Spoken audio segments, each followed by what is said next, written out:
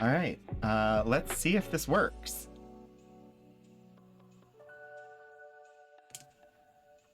Hi, can you hear me? Can you see me? And is there music? Welcome everybody to Archival Adventures. Hi Sterling.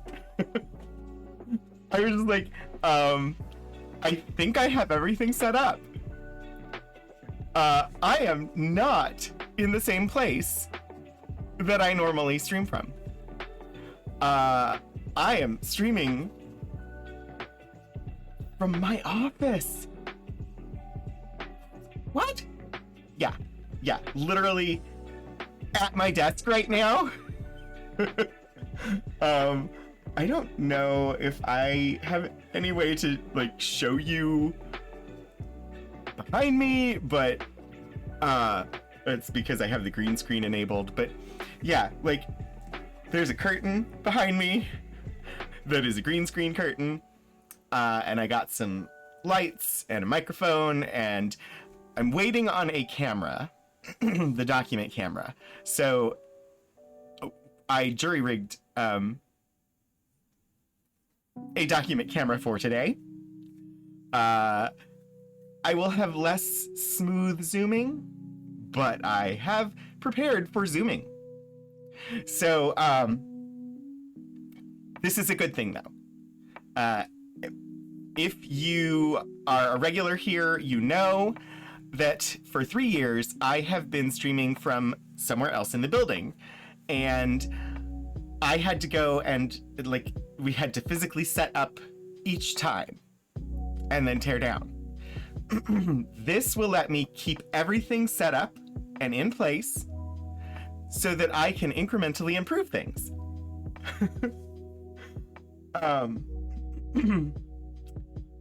I borrowed the webcam off of my regular computer, yes, which is my personal webcam that I had brought in from home a couple of years ago. So yeah, but let me actually get things started here and say hello to people. Hi Key Squared. Thank you so much for resubscribing. 31 months. Oh my gosh. Sterling, of course. Hello. Key Squared. Hi. Hannah. Hello. Oh, thank you. Yeah, the blue glasses. I finally went to the eye doctor and I got an updated prescription, so got some new glasses. There probably will be additional colors in future, but and my prescription didn't change so much that I can't wear the other ones that I have, but blue. So welcome to Archival Adventures. If you're new here, this is a show that I do once a week on Wednesdays. And I stream both to twitch.tv/VTUL Studios as well as twitch.tv/Rogan27. That is the channel owned by the library that I work at, as well as my personal channel. And what we do is I share things from archives and special collections at Virginia Tech. I am the community collections archivist here, and so we look at things and get to see what's in the archives. Most of the time, I've never seen the items before. So, hi Neogets, thanks. So yeah, it's a fun time. Okay, fingers crossed that everything is in place. Most of the tech to set up for today arrived yesterday, and I started setting it up at 4 p.m. last evening. So I think everything is working. We'll see. But since we are at Virginia Tech and we are looking at history, it's important to look at Virginia Tech's history. And for that, just, paying attention to the land acknowledgement and labor recognition. Virginia Tech acknowledges that we live and work on the Tudelo and Monacan people's homeland, and we recognize their continued relationships with their lands and waterways. We further acknowledge that the Morrill Land Grant College Act of 1862 enabled the Commonwealth of Virginia to finance and found Virginia Tech through the forced removal of Native nations from their lands in Western territories. We understand that honoring Native peoples without explicit material commitments falls short of our institutional responsibilities. Through sustained, transparent, and meaningful engagement with the Tutelo and Monacan peoples and other Native nations, we commit to changing the trajectory of Virginia Tech's history by increasing Indigenous student, staff, and faculty recruitment and retention, diversifying course offerings, and meeting the growing needs of all Virginia tribes and supporting their sovereignty. Virginia Tech acknowledges that its Blacksburg campus sits partly on land that was previously the site of the Smithfield and Solitude plantations, owned by members of the Preston family. Between the 1770s and the 1860s, the Prestons and other local white families that owned parcels of what became Virginia Tech also owned hundreds of enslaved people. We acknowledge that enslaved black people generated wealth that financed the predecessor institution to Virginia Tech, the Preston and Olin Institute, and they also worked on construction of its building. Not until 1953, however, was the first black student permitted to enroll. Through inclusive VT, the institutional and individual commitment to ad prosim, that I may serve, in the spirit of community excellence and diversity, we commit to advancing a more diverse, equitable, and inclusive community. Usually I have it right in front of my face when I'm reading it. I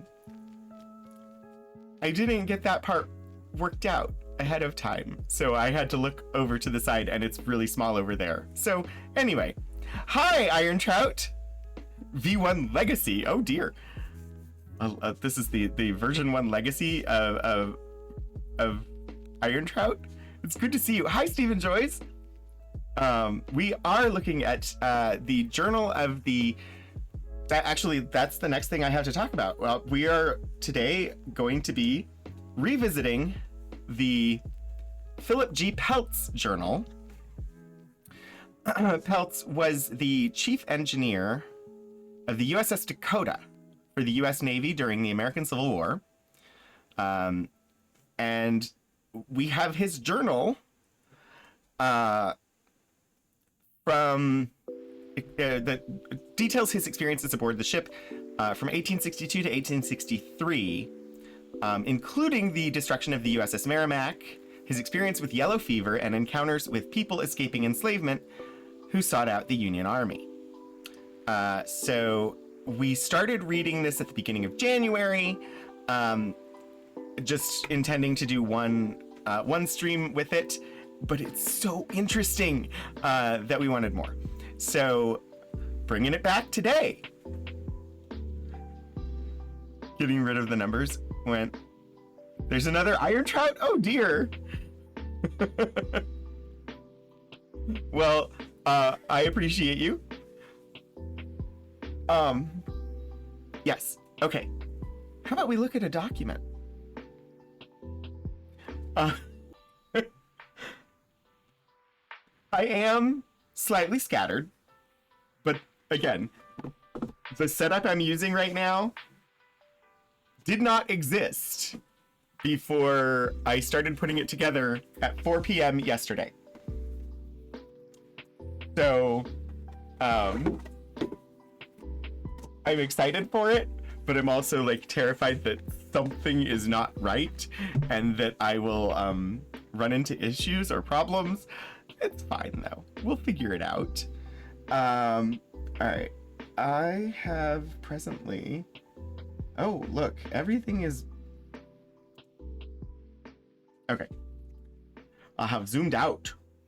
So here is the journal itself. This is what we're going to be examining. Remember I said I don't really have Zoom today, like a camera that does zooming. So I have 3 preset zoom distances in OBS.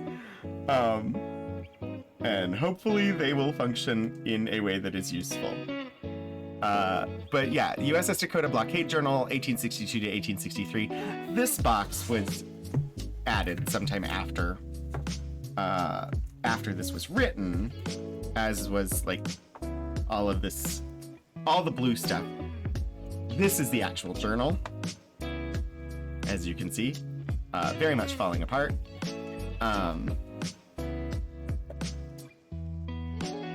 have some foam blocks, and we're gonna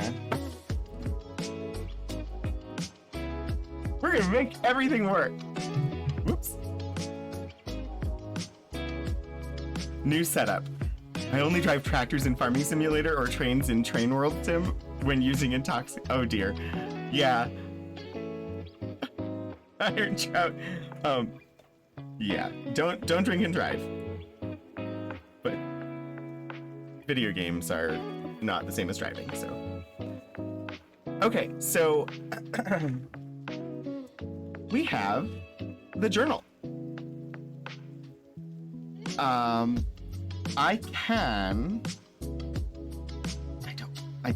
yeah.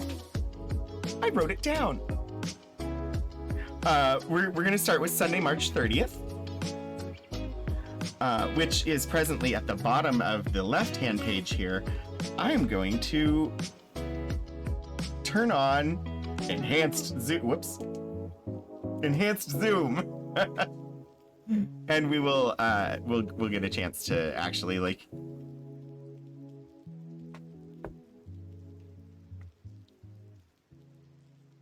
look close up at these. I need to see how I have this done. Aha.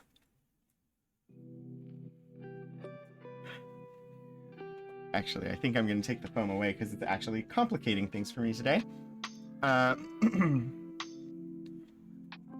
And usually the foam will help us to preserve the spine of a book. This book's spine is already toast. It's already gone. So I'm not as worried. All right. Yeah, I can get the bottom of the page. Cool. Okay. If you remember, the beginning of January when we were looking at this, we were getting some updates on entire crews that basically got put ashore because they weren't too keen on tracking down a much more technologically advanced ship to try and take it out. Yeah, it's interesting. Ooh, Iron Trout, congratulations on being randomly selected as a VIP for this stream. Enjoy the little diamond next to your name in chat. And the journal is fully transcribed.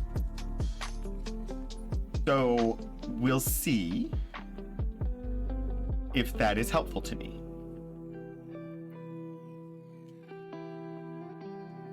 I have many muchnesses of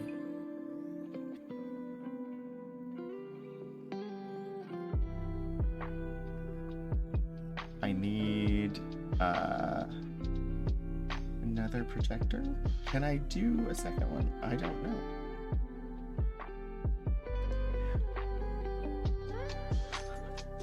One moment. I am now just trying to make sure that I can see what's there. All right.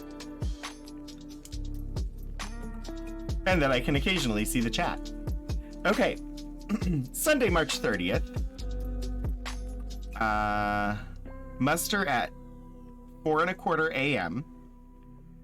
After which church, the service was read by our first lieutenant. In the afternoon, more troops arrived on board one of the transports. The vice president came. Who was the vice president? I guess I never really thought about that. I know who the president was.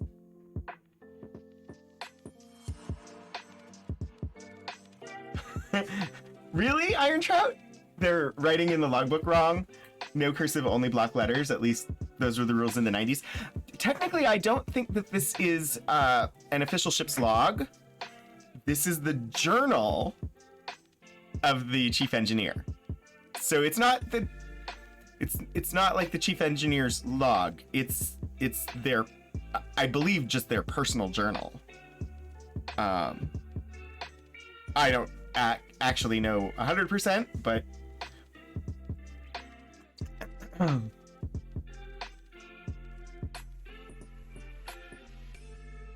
yeah, I who was the vice president during the Civil War?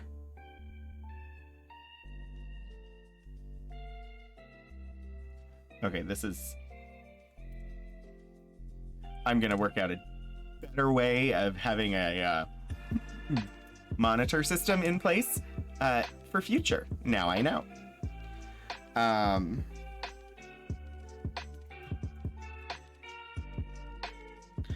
I assume they became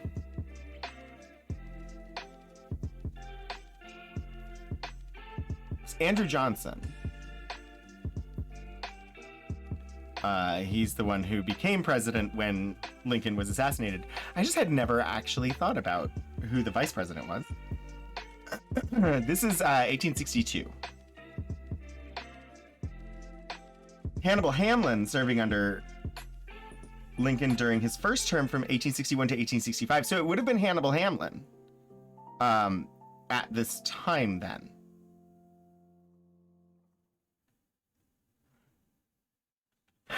That was Strom Thurmond's first term as senator? I knew he was old. I had not realized that he was quite that old. That's an interesting piece of trivia. No, it wasn't. Oh, okay. I didn't see how that was possible, but my brain doesn't math quickly. So I was willing to give you the benefit of the doubt. Anyway, the vice president came I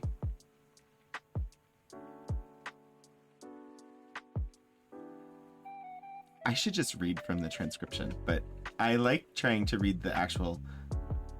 A salute was fired from the fortress in honor of him.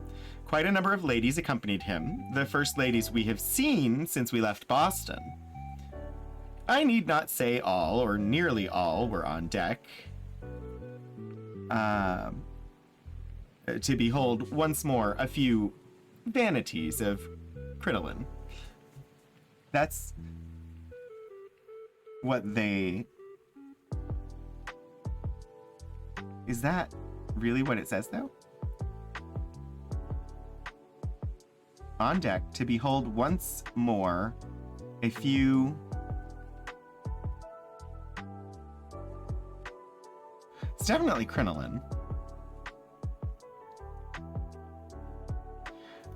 They have vanities in brackets, which means that there weren't, or the transcriber wasn't sure that that's what that word actually is.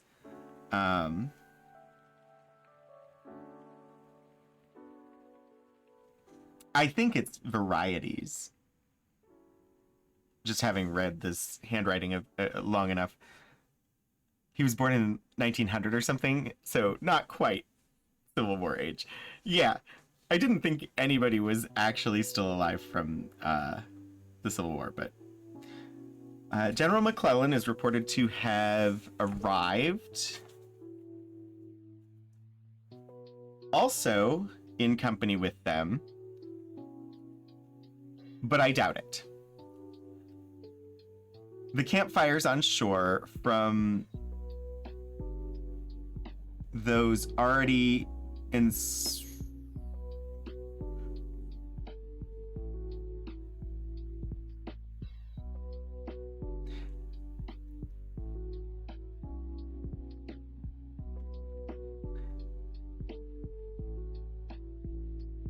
It looked to me like ensconced, but it also doesn't look like that. I'm looking to see what they transcribed it as. Oh, they wrote ensconced, so maybe we agreed. 1902, Hannah, thank you. That was when Strom Thurmond was born. McClellan, notorious for underestimating his fighting force? All right, sorry, I'm losing my place. It's not surprising. I get distracted.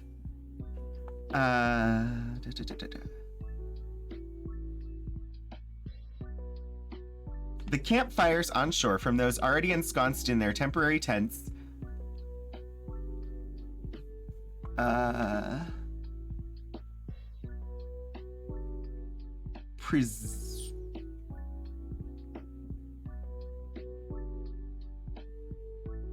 present quite a brilliant illumination. It is still storming.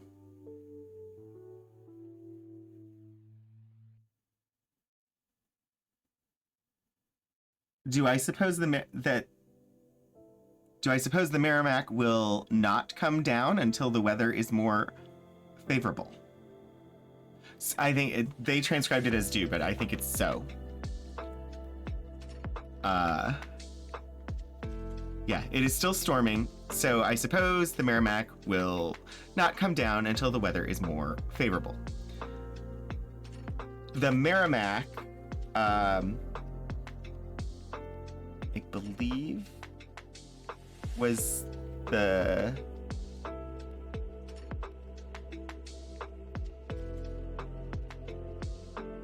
Yes. It's the Confederate ironclad that they're meant to destroy. It's more commonly today known as the CSS Virginia, but it was also known as the CSS Merrimack.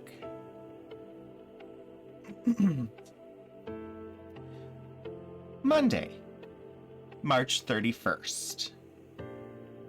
Hi, Bit Rebellious. How are you? It's good to see you. Visited by many Army officers, the Vice President visited the flagship, troops still arriving in large numbers. Tuesday, April 1st, the Seminole arrived.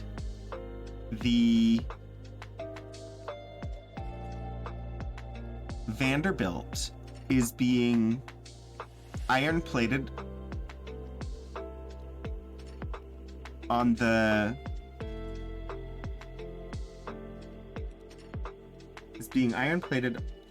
bows for the purpose of running into the Merrimack. So they're iron plating the Vanderbilt in order with the intention of ramming the ironclad. The rebels fired a few shots toward us, but all fell short, except one which went far over the Monitor. These shots were fired from Sewell's Point, which we figured out in January where that was. I mean, it's in Virginia, because they're blockading things in Virginia, so. Wednesday, April 2nd. Again, 1862.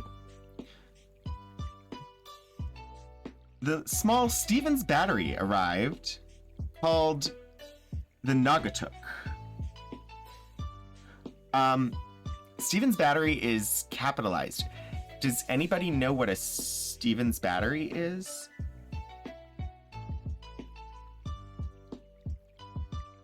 Because that is new to me.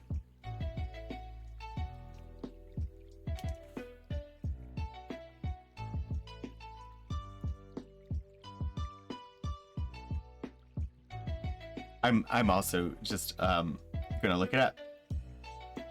Ooh, and I have an answer. Thank you to Wikipedia. A Stevens Battery. An early design for a type of ironclad proposed for use by the United States Navy before the American Civil War. One full-sized example was begun but never completed due to lack of funding. So it's interesting that he mentions this ship called the Naugatuck, which is supposed to be a Stevens Battery.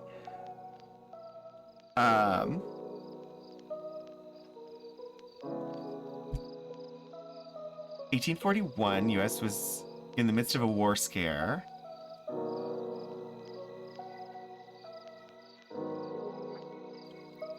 Robert L. Stevens and Edwin Augustus Stevens, the sons of Colonel John Stevens of Hoboken, New Jersey, proposed construction of a revolutionary steam-powered ironclad with screw propellers and all machinery below the waterline.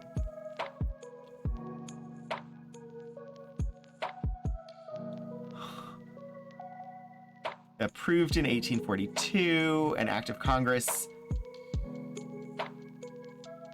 authorized the construction of a shot and shell-proof steamer to be built principally of iron.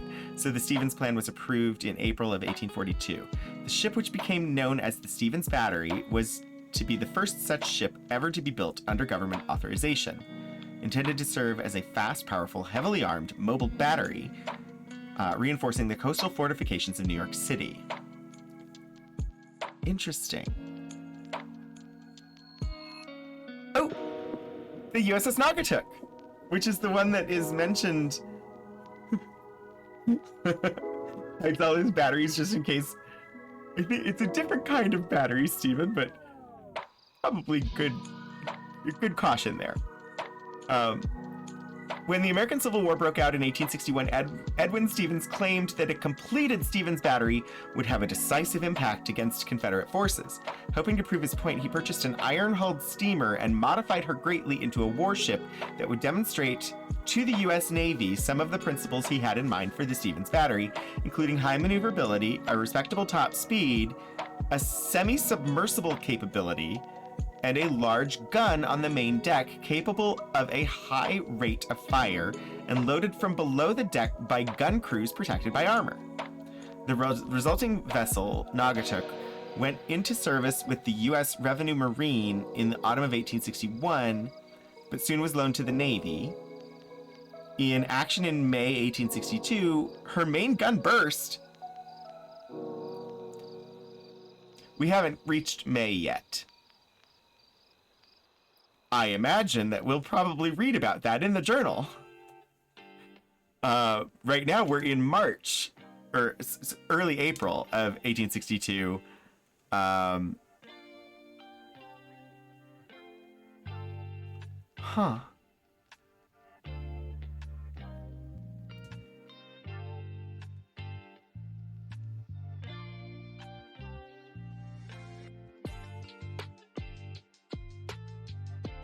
So this illustration is of the Naugatuck. Interesting.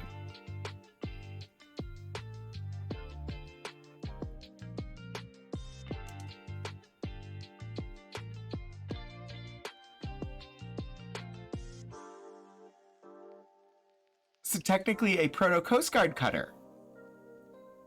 Oh, that's I would not have made that connection. Thank you, Key Squared. Machinery below the waterline lowers the center of gravity, allowing it to be more stable and use less ballast.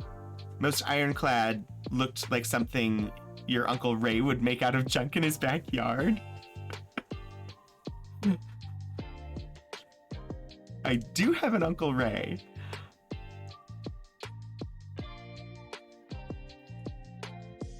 I'm not sure what he would make out of junk in his backyard, but I'm sure something. I'm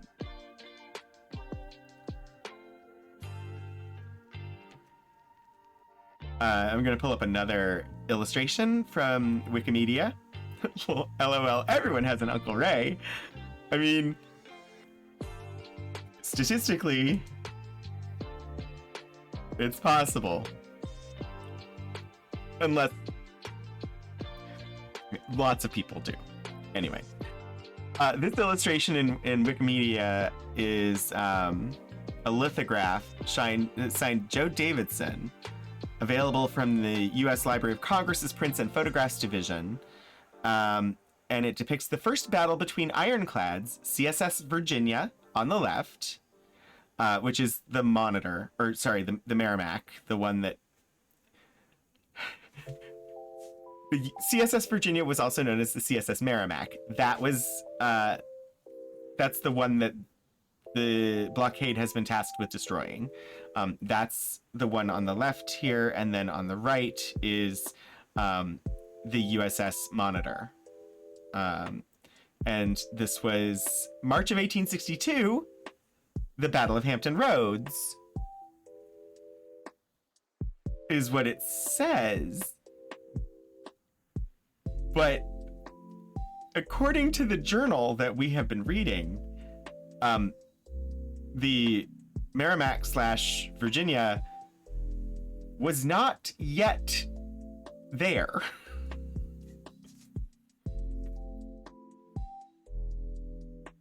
I wonder, I'll have to double check where Sewell's Point was, because maybe they were, I thought it was near Hampton Roads.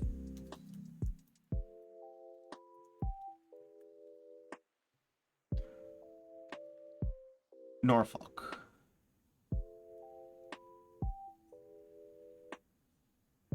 No, at the mouth of the saltwater port of Hampton Roads. Yeah, so I have a discrepancy here between the caption of that image, the illustration, and the timing as depicted in this primary source. Is Uncle Ray the American equivalent of the English Uncle Bob? I think a lot of Americans also have an Uncle Bob. In fact, I have 2 Uncle Bobs. Consilience, this discussion of how hope of technological advancement here, the Stevens Battery, is so central to technological arms race during war, here the Civil War. Most recently, I'm reminded of the similarity to the recent Oppenheimer film exploring the same theme. Actually, yeah. The cutting edge technology of the American Civil War was the ironclad. These almost unfathomable vessels that the ironclad and the submarine are the massive technological advancements of the American Civil War. They had not been seen before. They were considered unbeatable. There, in the passages we read in January, one of the ships in the blockade, after they received the orders that they were supposed to hunt down and take out the CSS Virginia, the captain and many of the officers were put ashore and replaced because they refused to do it. Because they were so sure that their ship, they would lose their ship and their lives trying to take on an ironclad. I didn't have an Uncle Ray, but my grandfather made perpetual motion machines. Never worked, but were really cool. It still parts. Oh. Perpetual motion machines are very interesting. Hampton Roads is Norfolk, Virginia Beach, etc. Yeah, I had to double check because I didn't remember. Ironclads are the stealth of its time. Yeah, it's a great leap forward in technology, prompted by arms race. Yeah.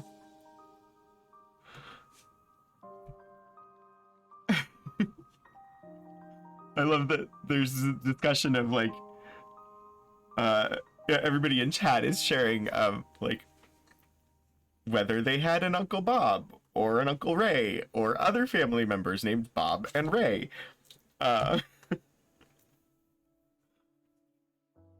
Okay, let's see. April 2nd. I got distracted by the Naugatuck. The small Stevens battery arrived called the Naugatuck. She carries one large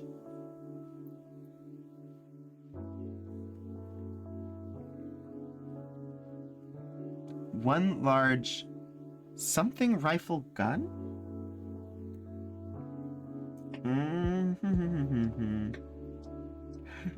They also did not quite figure out what this says. The captioner put in brackets parrot rifle. Which is sort of what it looks like, but I don't think is actually what it says. So let me look.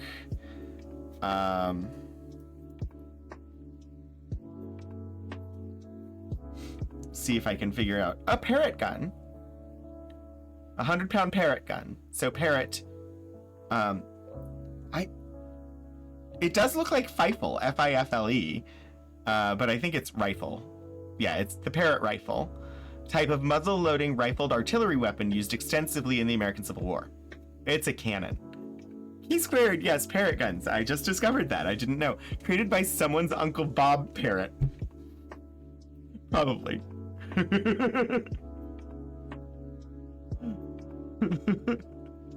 It's a big cannon. Well, we know a little over a month from the passages we're reading, thanks to having looked at the Wikipedia article, we know that its gun is gonna blow up. All right, she carries one large Parrott rifle gun. The muzzle of the gun is depressed when loading, which is done by steam and then elevated to fire.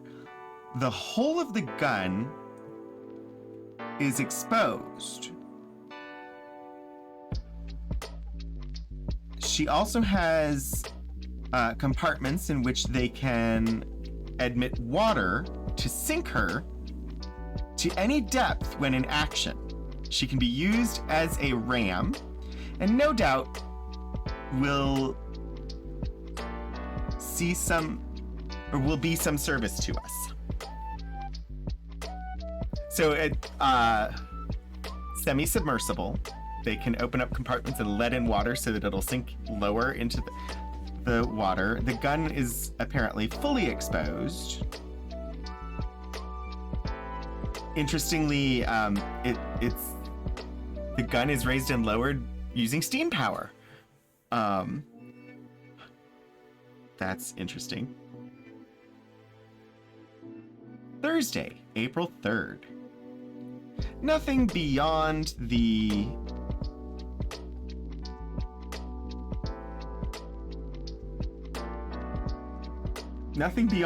something routine of duty.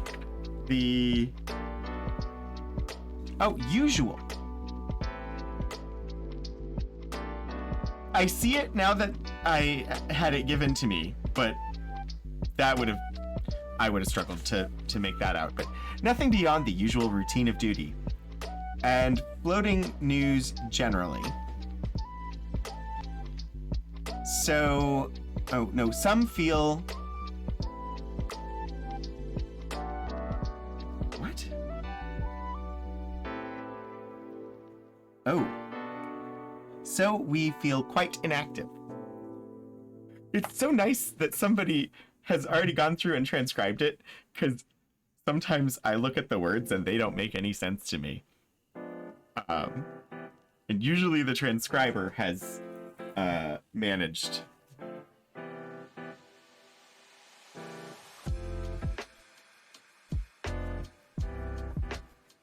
Sorry, the computer doing captions on one of the channels went to sleep, and I had to make sure that it was still captioning.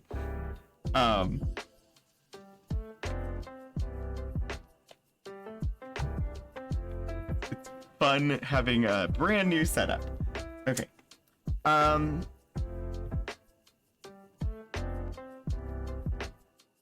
Friday, April 4th.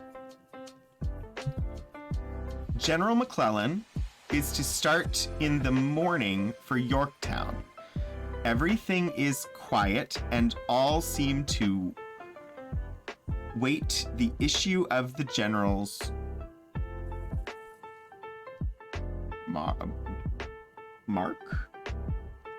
Mac?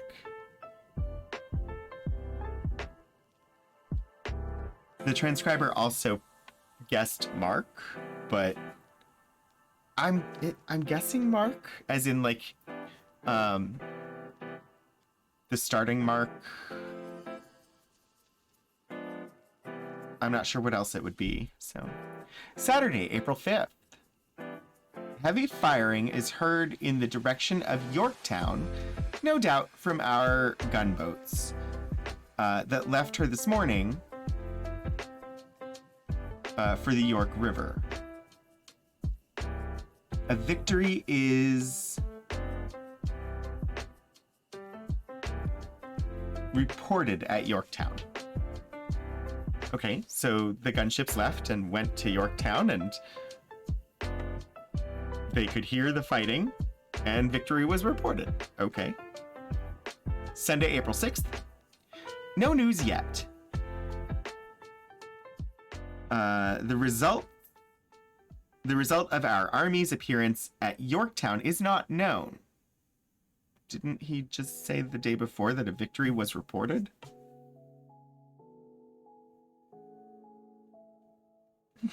Okay. A balloon? Yeah, a balloon is now being filled on shore for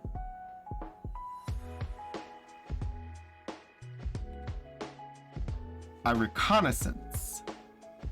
The Merrimack will certainly come now. Great preparations are being made for her reception. This is especially entertaining because I was just reading a mystery novel set there, but in the modern day, so I'm picturing the ironclads going up the York River past the yuppies and golf courses. I love the phrasing of this one. The Merrimack will certainly come now. Great preparations are being made for her reception. Because they have orders to hunt it down and sink it. So yeah, great preparations are being made for for her reception. And we still don't have the Battle of Hampton Roads happening yet. So, and we're in April. So yeah, that caption in Wikimedia was inaccurate. Monday, April 7th. No Merrimack yet. I bet that she has received a lesson last time from the Monitor that has taught her better than to try it again. Okay, maybe it was I don't remember. We'll have to double check in a second. Because it says, like, he's referencing a previous encounter between the Merrimack and the Monitor. So maybe there was one and I just don't remember it. But I like, in his journal, he's being boastful now. No Merrimack yet. I bet that she has received a lesson last time from the Monitor that has taught her better than to try it again. A number of our vessels are now away bombarding Yorktown. She will never have a better opportunity, although her appearance now would be her utter annihilation.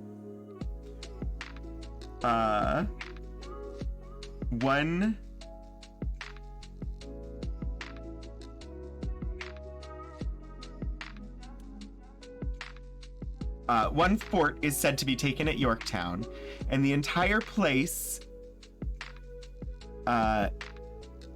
invested by our forces. The rebels are found to be well entrenched, and no doubt will give a little trouble ere our force take the place. We all hope tomorrow to hear of the reduction of the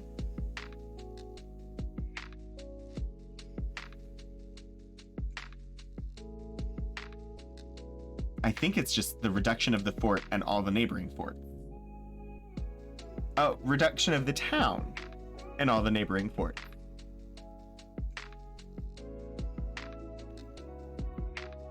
Interesting. Reduction? Interesting phrasing that.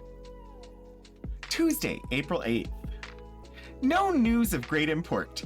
There's so many entries. No news. Reduction of a town is very different from a reduction of a sauce. Key squared, you're not wrong. I think the term sort of implies its own meaning, but it's not one I had considered previously. Reduction is a common term for a siege. Ah, I did not know that. Thank you.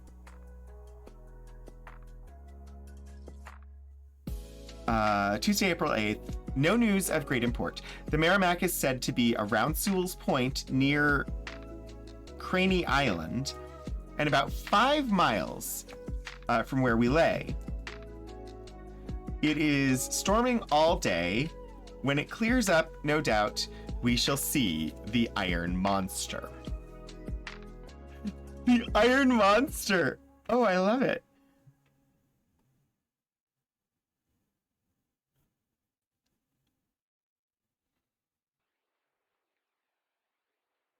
I did say I was gonna check, so this said March 1862 Battle of Hampton Roads. And we started in the journal March 2nd.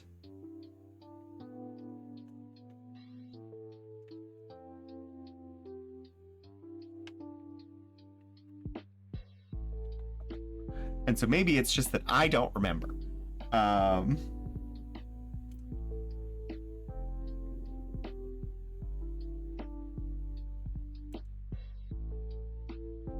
So I'm digging back through now the old March entries to see when did they start talking about the Merrimack? Destination was Hampton Roads, arrived Fortress Monroe. Mention of the Monitor. Oh, timely intervention of the Monitor. Account of the battle, glorious and noble. Okay, so yeah, March 13th. The news of the terrible encounter between the Merrimack and the Cumberland. Timely intervention of the Monitor. Okay, so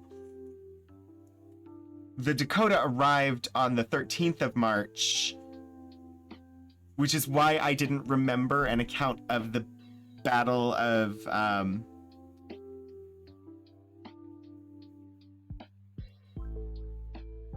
Hampton Roads, because it took place before the Dacotah got there. And it was just mentioned in passing. So okay, our timelines, they line up still.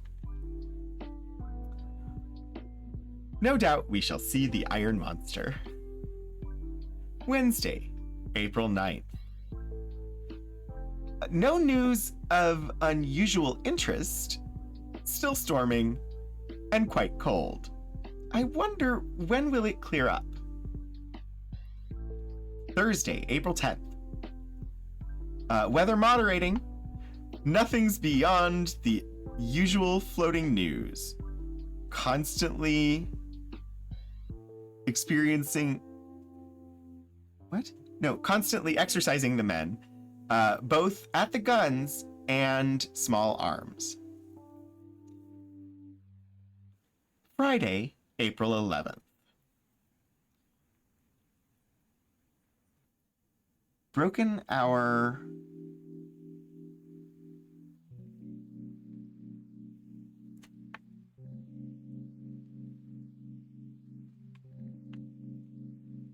I do not know what it says.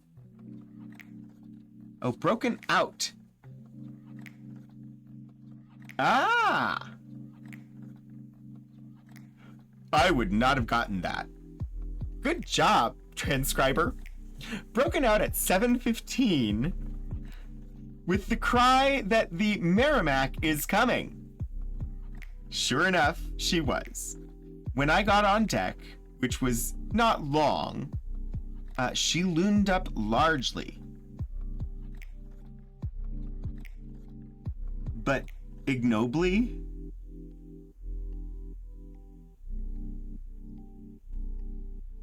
Is that what it says? No, yeah, No, that's what it says. She loomed up largely but ignobly. All at quarters at once.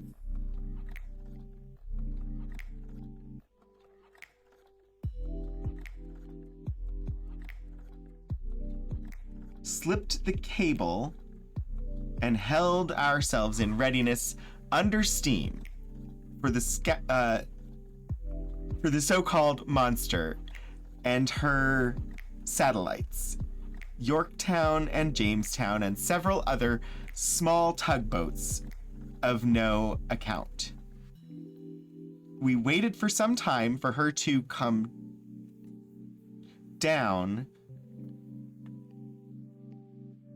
on us, and from under the corner of the battery at Sewell's Point, when in the meantime the Jamestown stood close into the stood close into the Monitor, and the Jamestown. Wait, sorry, I just started reading the same thing.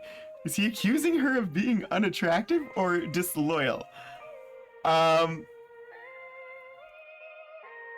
Probably disloyal? The ship is a ship in the Confederate Navy, so I would guess disloyal for ignoble. I got lost.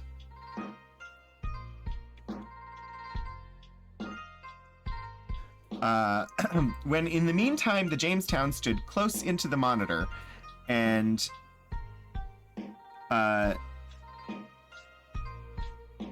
Newport's News and seized one brigantine and one schooner and towed them up to Norfolk. She has now returned and I suppose is ready for an other onslaught. The Merrimack has a full head of steam on blowing of the Merrimack has a full head of steam on blowing of constantly. Okay, that sentence does not make sense to me.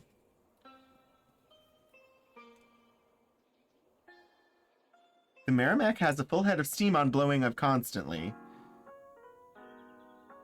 but it is hard to tell when she will make a strike.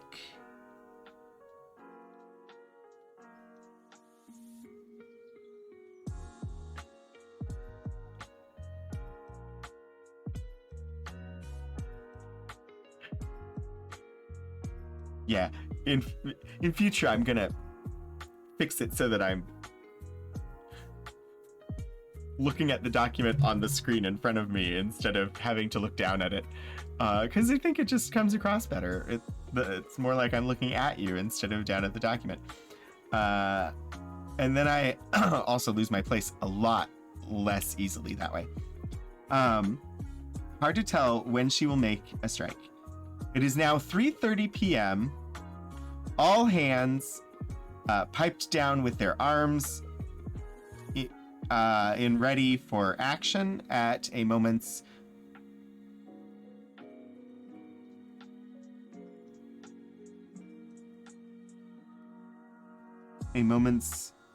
warning. At 5:30, a few shots were exchanged between the Merrimack, Naugatuck, and Octavia?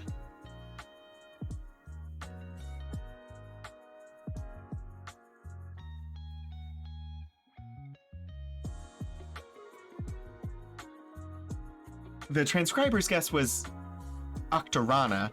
I'm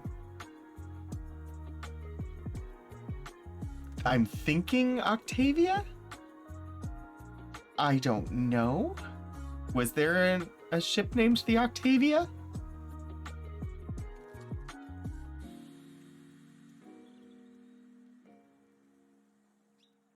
I'm gonna see if I can find out.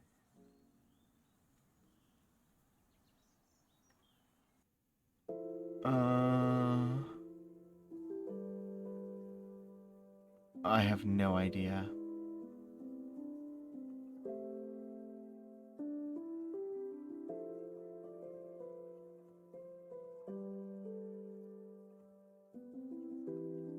Nothing came up super quickly. I don't know.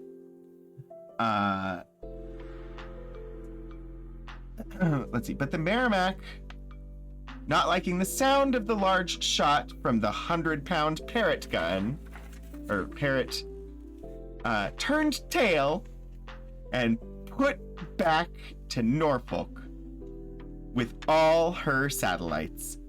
All of our vessels again at anchor with our without affecting anything during the whole day. Oh, I just saw that we have an automated ad break that just started. I was supposed to get an audio notification that it was about to start. I got that notification, but I got that notification after it started. So, oopsie. That will run for 3 minutes. So while it's running, for anybody that can still hear me, I'm going to see if I can figure out what ship this is. The one that I thought sounded like Octavia? Civil War vessels at Sewell's Point. Let's see.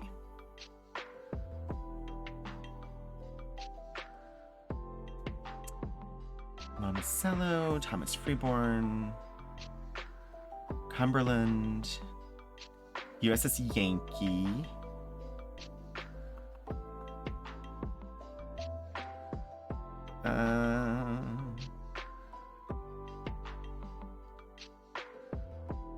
but that's the Battle of Sewell's Point. I just wanted to know what ships were there. We're 1862.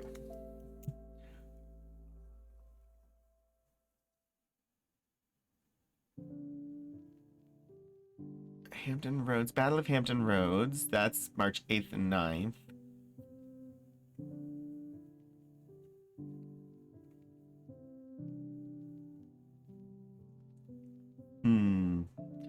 The Naugatuck. I knew that.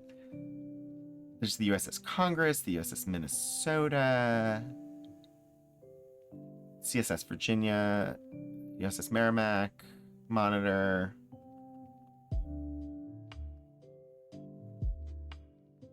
Where are we? We're April 11th. Civil War. Hampton Roads, April 11, 1862.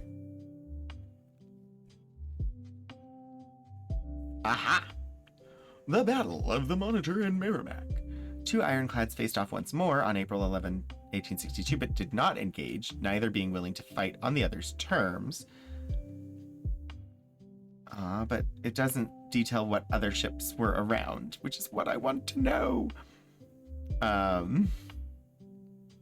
Civil War, Hampton Roads, April 11, 1862.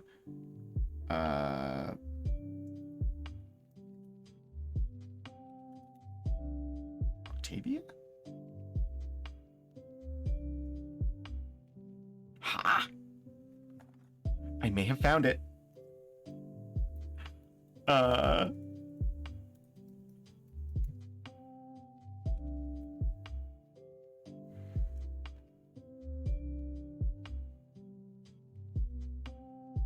It looks like it was a sloop.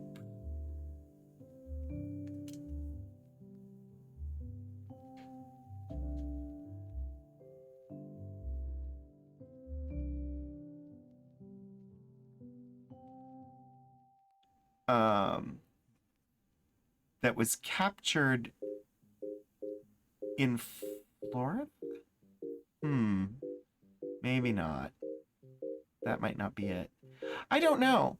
I still can't quite figure out But the ad break should be over, so let's read the next entry and see what we learn. Maybe we'll find out as we read. Maybe the ship will be mentioned again.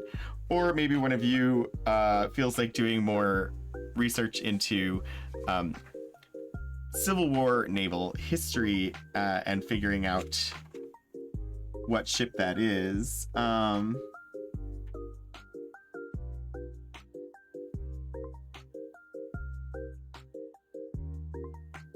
It's OCT,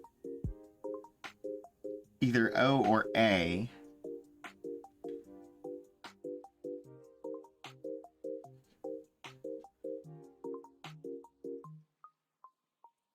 And it's in the list of... Wait, it was... Shots were exchanged between the Merrimack, Naugatuck, and Octorana? The only USS Octavia you're finding is World War II.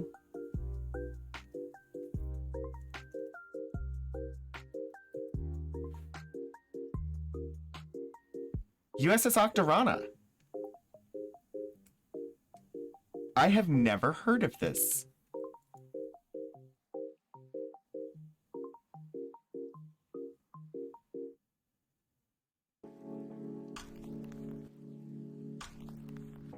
But it exists. See what I can find. Octorana.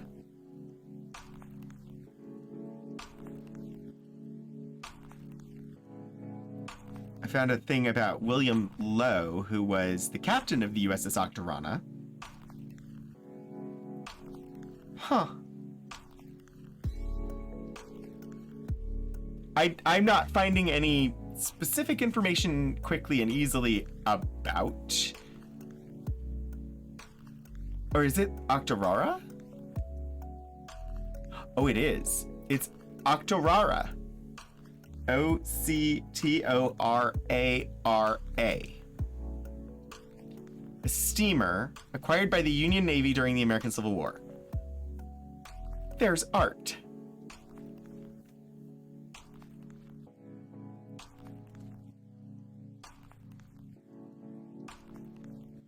Used by the Navy to patrol navigable waterways of the Confederacy to prevent the Confederates from trading with other countries.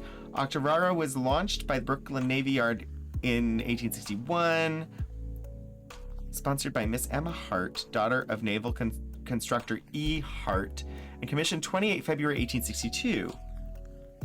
I'm very curious about the name of it, because I've never heard Octorara. That is a name that I am completely unfamiliar with and never would have guessed. But that is a watercolor depiction of what it would look like. Okay. USS Octorara. All right, we're up to Saturday, April 12th. The Merrimack is ashore just around Sewell's Point. All day have the rebels been endeavoring to get her off, but with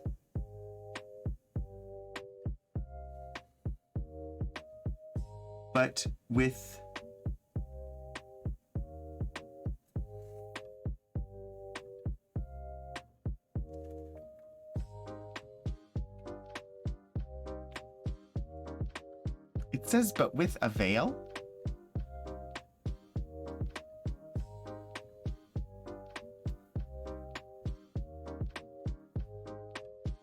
I think it's supposed to be no avail, but anyway, but with a veil. If they should succeed, she will make a desperate effort to pass us and get into the York River to aid in defending Yorktown. Received on board a few steel-pointed solid shot for our Parrott gun.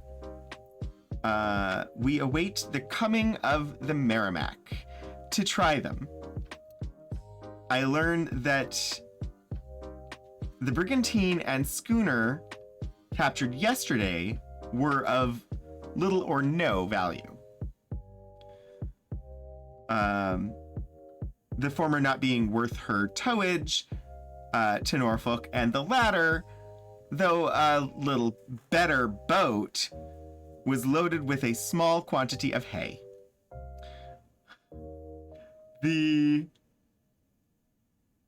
immediate end of Sewell's Point has been crowded all day, no doubt, with anxious rebels for the welfare of the helpless monster ashore.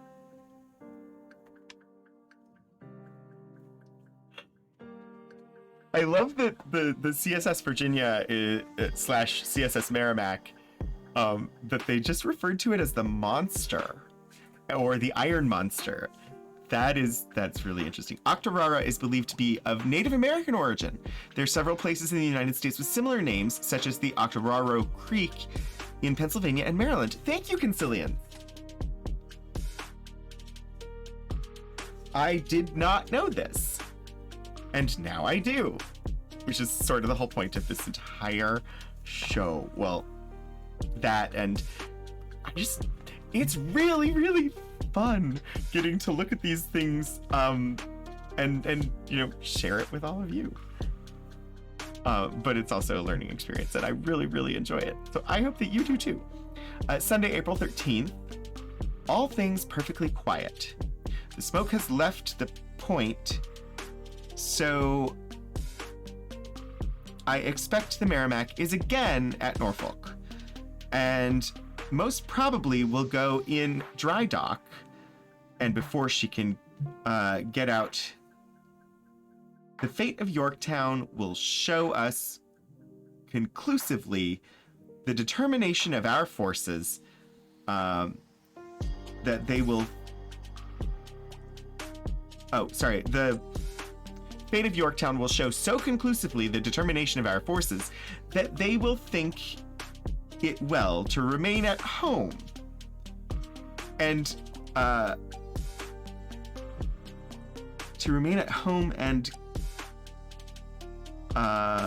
look after matters there. Keep her for harbor defense. The most of the boats in the harbor are now pretty well down, so as to be out of the way of the Merrimack should she come out again, thus leaving the space around the Monitor entirely clear of shipping. She, the Monitor, stands there like a specter, ready to meet her antagonist. And with that coolness that bodes great confidence in her own strength. Interesting. He's so boastful in his entries. Like, I'm gonna read this segment just again here real quick.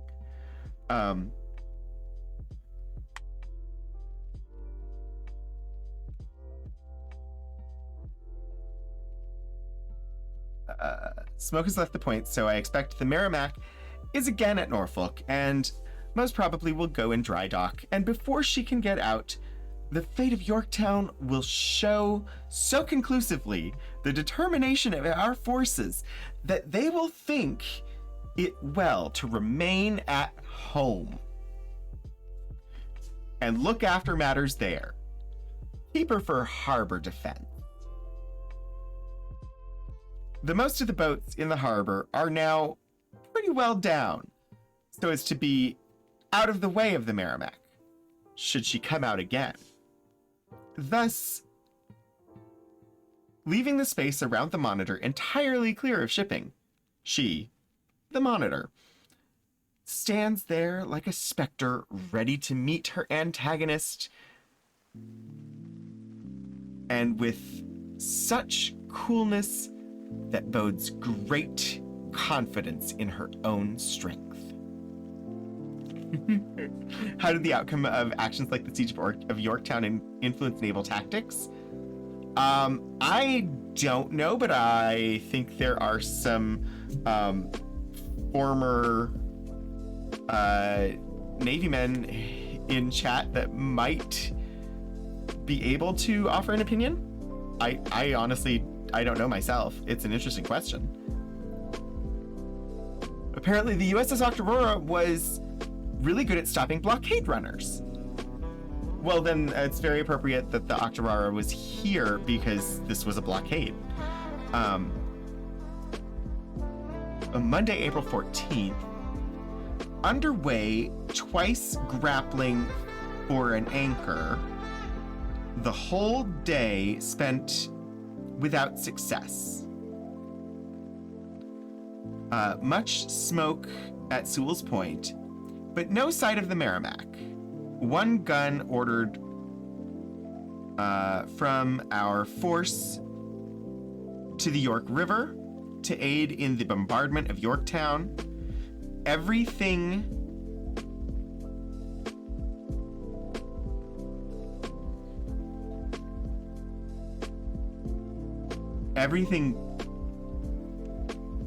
did that just say everything great?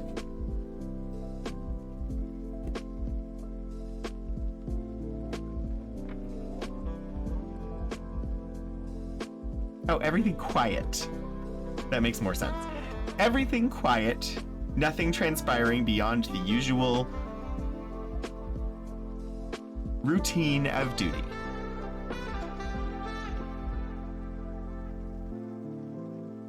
Okay. Hi, Meridu. I don't know if this is gonna break things. That's why I'm scared to do it, but... Oh, good. Oh, this is gonna be so much better. Now I don't have to look down. I just, It's, like I said, it's a new setup, and, so I'm still experimenting slightly. Okay, April 15th, Tuesday. We still linger in suspense, and no enemy in sight.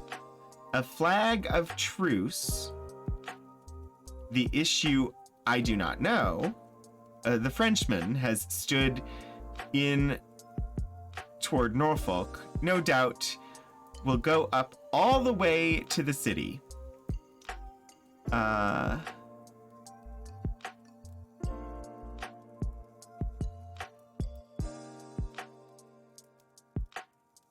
Something bull. Any bull?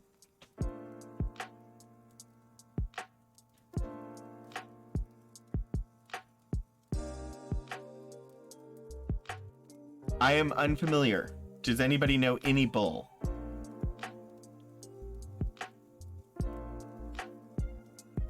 I am now going to check. INNY.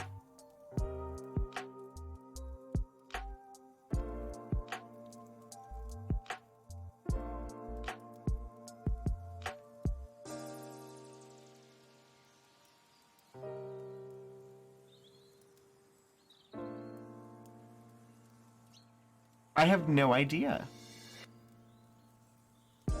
But it does look like INNY, and that is also what the transcriber transcribed it as, so not sure. Hi, Retro Gamer. We are exploring the journal of the chief engineer of the USS Dacotah, which was a ship in the United States Navy during the American Civil War. And the journal starts in March of 1862, just as the Dacotah is arriving for a blockade of the Confederacy around Sewell's Point in Hampton Roads, Virginia. So, yeah, this is my my archives show that I do on Wednesdays, and so that's what this is. So I don't know any bull. Any bull will want to go next. Hope they will be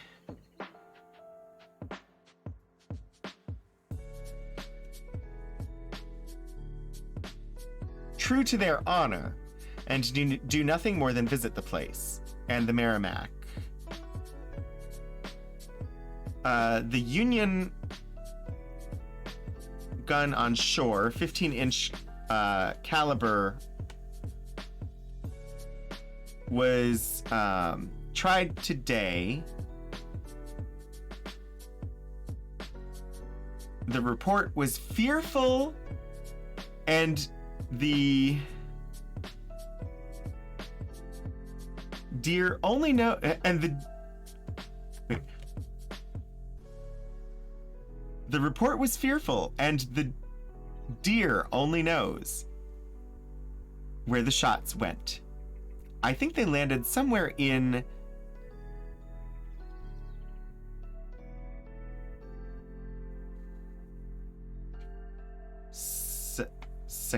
Sekesh? Secesh? In quotes? No idea. The transcripts are actually, the transcript is not terrible.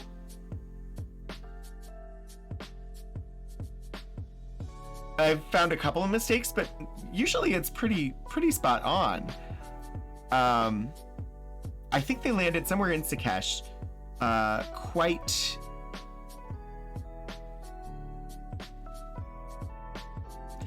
to the astonishment of the rebels. Underway trying to retrieve the anchor lost. No success. The weather has been very pleasant, with a little wind in the afternoon. I trust this not a weather breeder, as we are all disquieted with the weather of the last week or so. Our incarceration on board is sufficient without being subjected to the lower part of the ship in consequence of rain deluging the upper deck.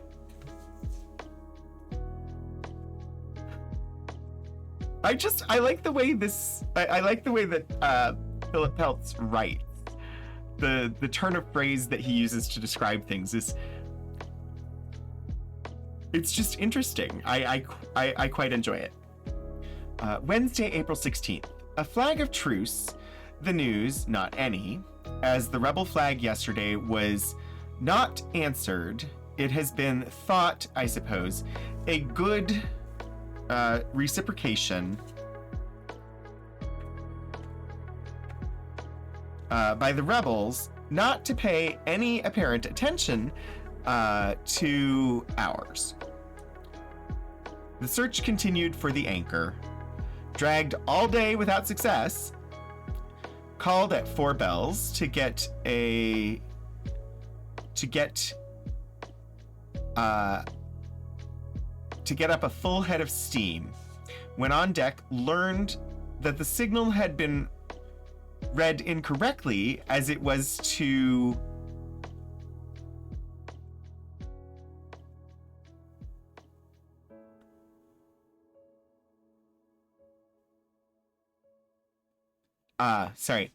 the signal had been read incorrectly, as it was to loose sail and not get ready to weigh anchor. All day have we looked for some diversion, but none came. We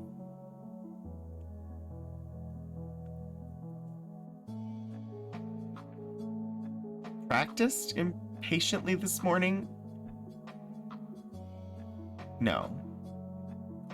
I don't think that's what it says. We waited. Yeah, it says waited.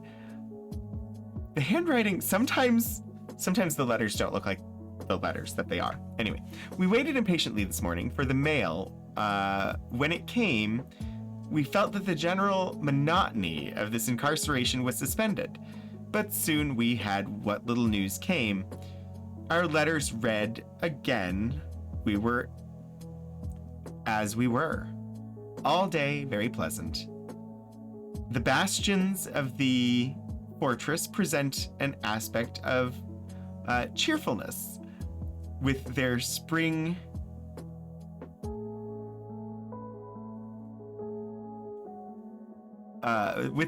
garb of verdure.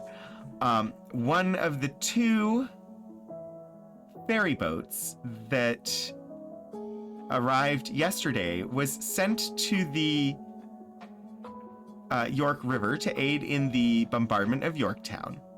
Godspeed her as auxiliary in the subjugation of the rebellion.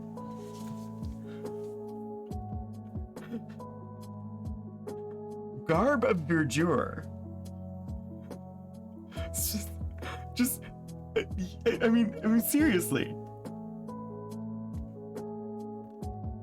I don't even think people really wrote that way back in 1862, but here it is in the journal.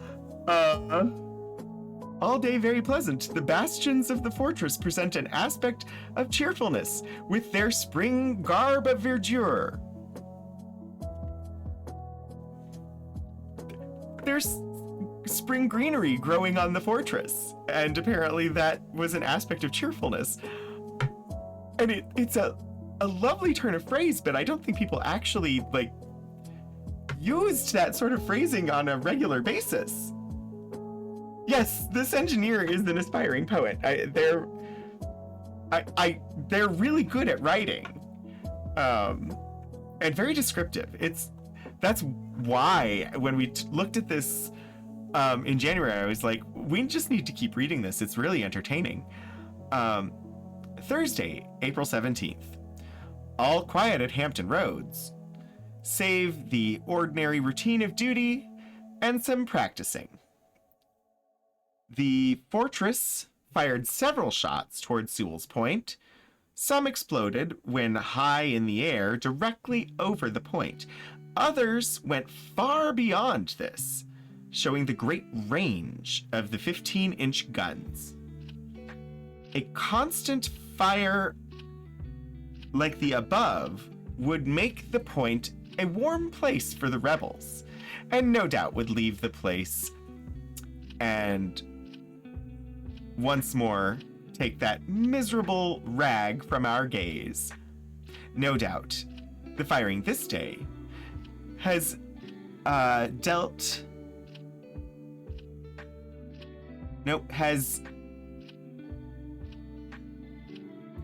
no doubt the firing this day has disturbed the rebels and probably prevented them from enjoying their afternoon nap.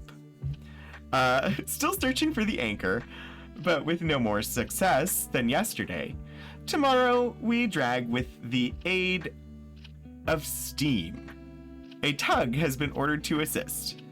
A beautiful mirage to be seen toward the east. Vessels to be seen with their keels in the air. And the trees on the point with their roots far up in the heavens, while their bows were inverted and directed downward. The illusion was complete, not being possible for the observer to determine which was the object and which the reflection. Its duration was only for a few minutes. It gradually grew fainter and fainter until it ceased to be visible.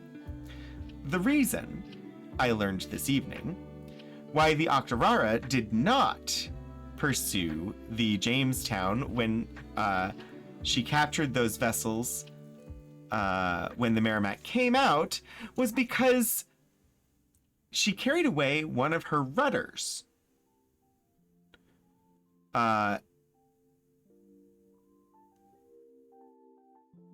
in not being secured properly when the vessel was started ahead. Thus, a mystery is settled that we could not solve before knowing she had been sent up to engage the Jamestown and prevent her from running off with the brigantine and schooner, or anything else that might have been in her track. The Naugatuck, I believe, was aground. It seems to be the source of much annoyance, always about the time of coming into action. Why is this experienced then? Why is this experienced then more than any other time? We had several vessels ashore, and it always has been so at every action. The pilots are loyal, yet the trouble exists. I suppose all are too eager for a fight and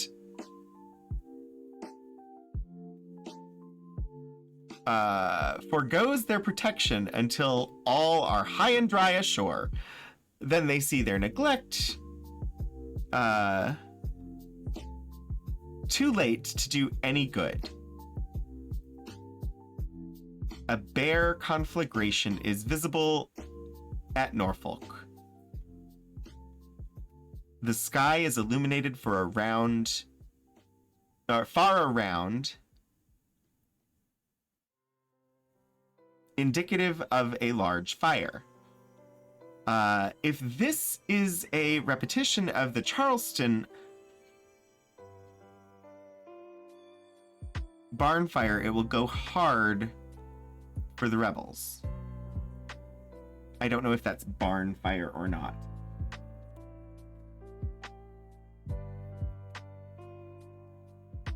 Let's check. Oh, bonfire. The Charleston bonfire. B-O-N. Which makes sense. Like, bonfire. Like, bon in the sense of good.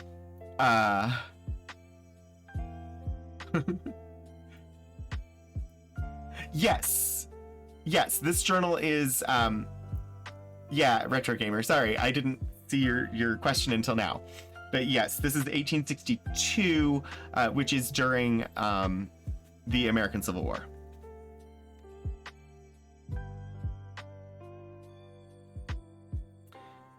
Let's see.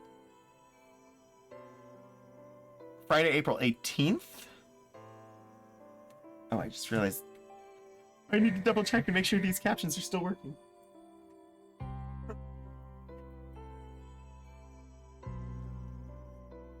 Okay, they are. It's off to the side and it goes to sleep, and I worry that when it goes to sleep, the microphone will stop listening. Friday, April 18th. News today from Yorktown, accompanied with 70 wounded men and one dead captain, whose remains were sent to Baltimore by the boat. It appears that one regiment, being on a reconnoitering expedition, were surprised and fired into from a masked battery, thus killing many before they knew of their true position. Yorktown seems to be well fortified and the rebels well entrenched. The most gigantic of all the battles yet fought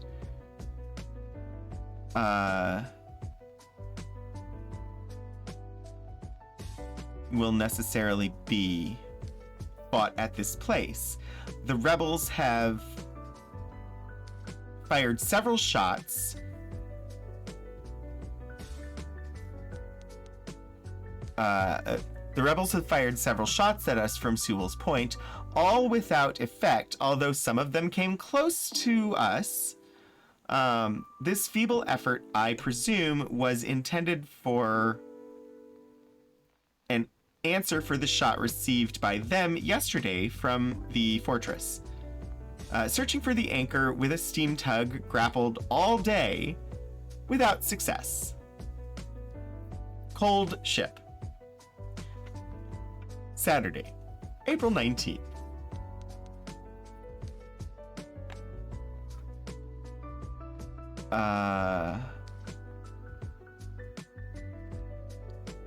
Cannonading heard in the distance. Cannonading heard in the direction of Yorktown. No further news from that place. One shot from Sewell's Point answered with many. Some of them landing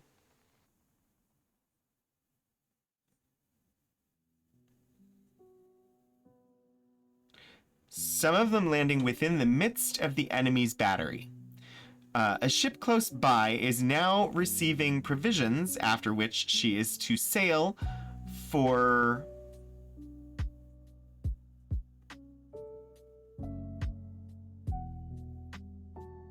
an island. It starts with R?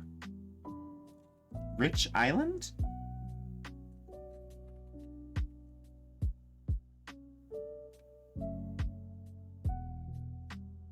I'm sorry, what? The captioner does not indicate that there's any question of this, and captioned that as Ship Island, which I'm willing to take their word for it, but that definitely looks like an R, not an S to me. Anyway, after which she is to sail for Ship Island. She has on board one full battery of artillery. They, the men,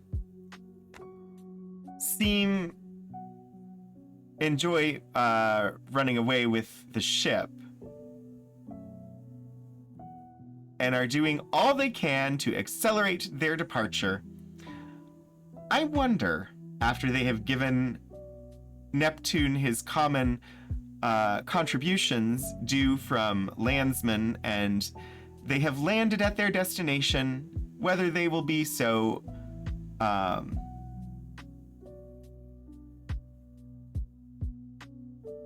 jocast? Is that Jocast? Jocose. His vocabulary is just really interesting. Rip Rap Island is a small barrier island off the Virginia coast. That would make more sense to me. It's probably Rip Island. You're probably right. Because it's definitely an R, and he's mentioned Rip Rap Island before in the journal.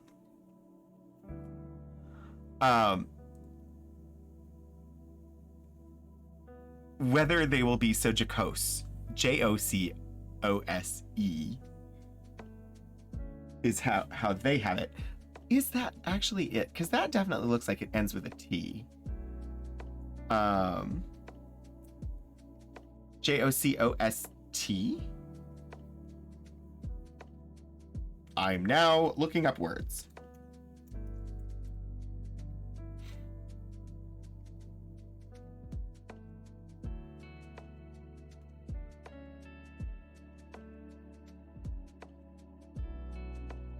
So jocose, Jocose, which is what they transcribed it as,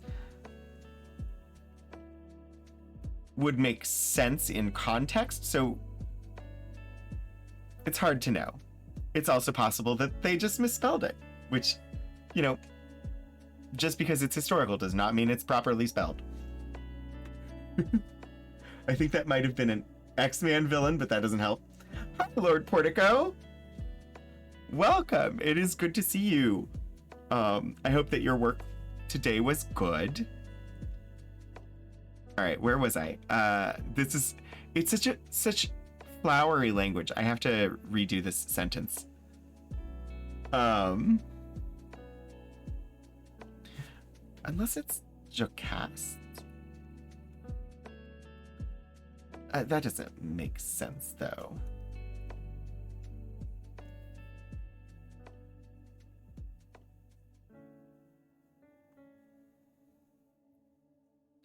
I think it's Jocost, Jocost,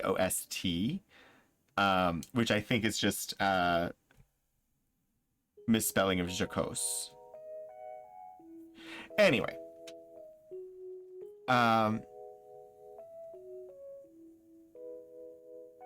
she has on board one full battery of artillery. They, the men,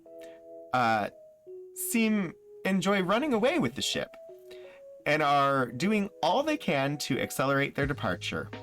I wonder, after they have given Neptune his common contributions due from landsmen, and they have landed at their destination, whether they will be so jocose and have such elevated spirits. I trust they will be equally as lively and active as they now are when they open on New Orleans. It's just he's kind of joking. The whole, after they have given Neptune his common contributions due from landsmen, meaning after they're done throwing up, I wonder if they'll be as joyful. After they're done being seasick, I wonder if they'll be quite as joyful. Had the benefit of being the end of the work week. Ooh, you fly out tonight for a law conference. I hope that it is an enjoyable conference for you. Bunch of slimy pollywogs feeding Davy Jones. Shout. I love, it's so descriptive and yet, like, not at all what I expect from, like, a Navy ship's engineer. And yet, why don't I? This person clearly has a command of the English language that is practiced. Sunday, April 20th. Cannonading still heard in the direction of Yorktown. The roads...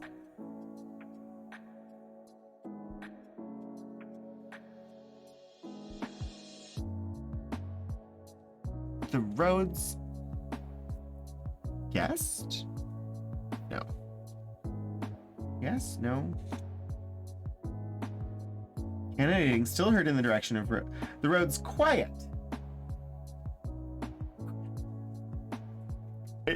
No, I see it now.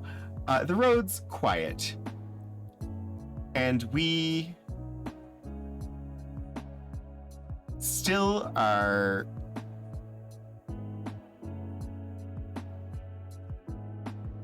eking out a monotonous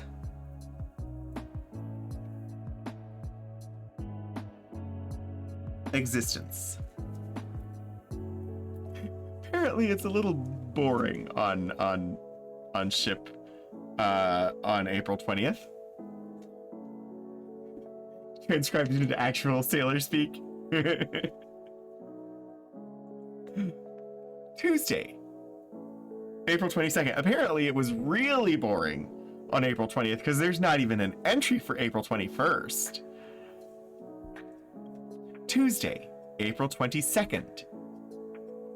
It is rumored that the Yorktown and Jamestown have gone up the James River to Richmond to bring down coal for the Merrimack, the monster intending a trip to New York. If this is true, the above boats ran by during a dark night, for nothing did we learn from the picket boats of their going up. Most probably, it is only a canard. For what could the Merrimack do there with us all after her? It would certainly be an annihilation of the iron monster. Some cannonading has been heard in the direction of Yorktown, but now definite news from the besieged place. No steamer today. Yeah, but it does say but now. Definite news from the besieged place. No steamer today from Baltimore. What the cause of the delay is, we cannot say. Many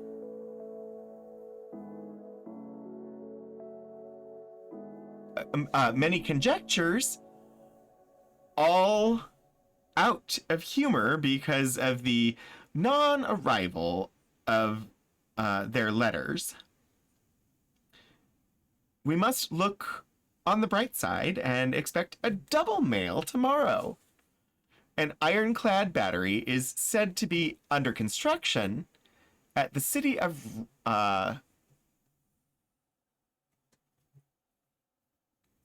Richmond.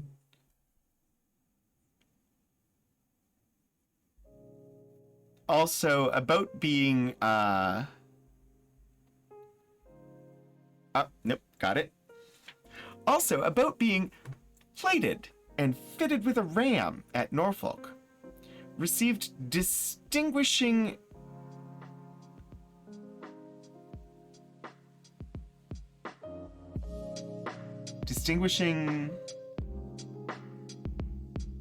something to be used should the Merrimack attempt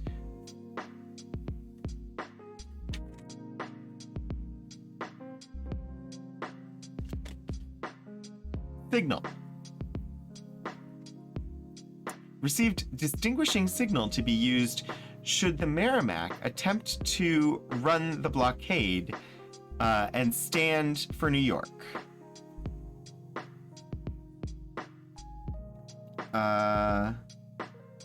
Thereby prevent, in a great measure, one from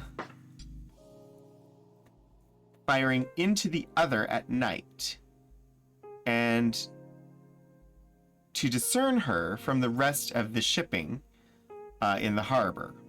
A flag of truce went out.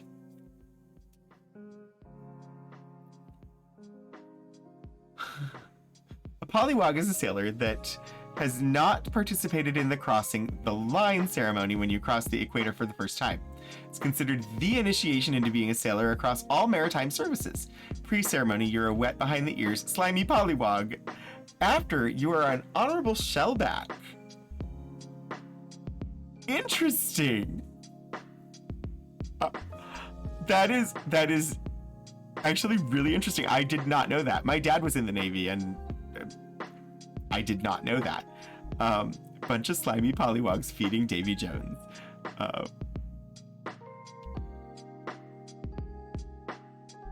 Lovely. Also, Hannah, thank you for the heads up on the time. It's almost time to come ashore.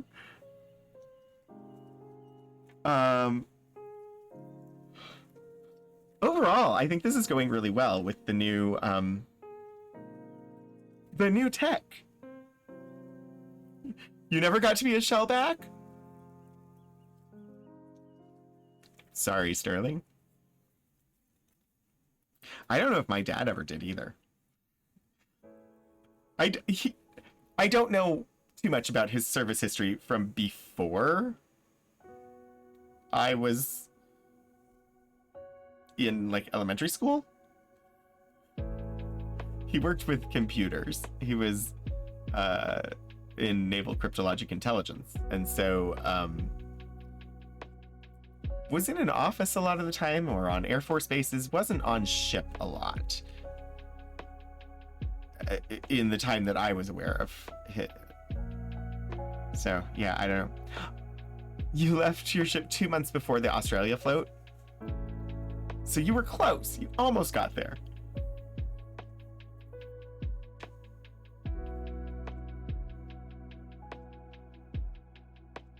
Maybe you just need to, like, for yourself, take a voyage someday.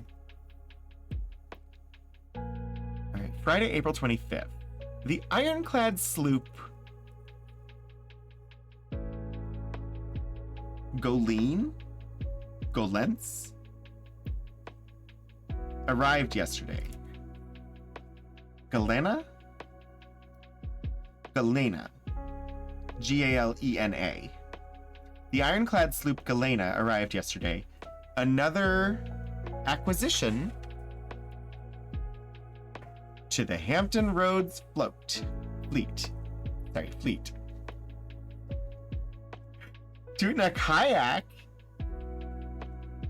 Participated in the ceremony 4 times across 2 deployments. The last one, I got golden shellback for crossing the equator and the international date line where they intersect.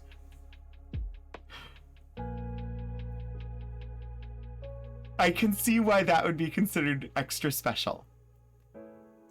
Amazing. Probably had one of those captains that was like, well, we're close enough. Make course for it. I mean, that would just be good for morale. Like, why wouldn't you do that? I mean, I suppose if you're a hard ass.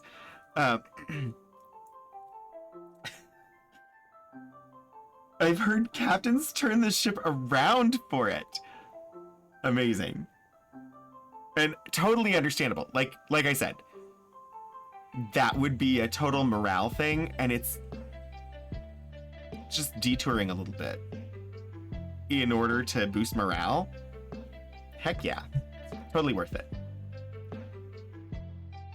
Let's see. Her appearance is beautiful. Everything's indicating strength. The peculiar manner of plating looks well and not much unlike planking of an ordinary wooden ship. The rebels have feasted their eyes upon her from Sewell's Point and Craney Island, as she has gone up in the neighborhood of the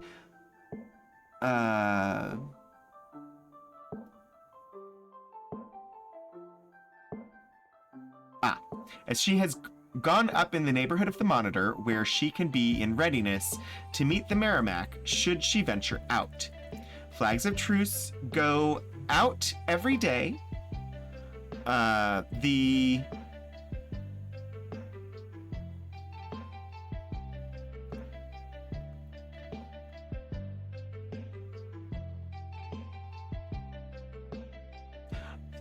The news from a party of deserters from Dixie in a small boat are that the rebels are building 4 new gunboats at Norfolk, some of them to be iron-plated.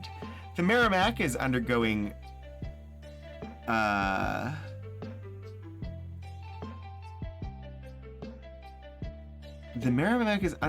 something alterations.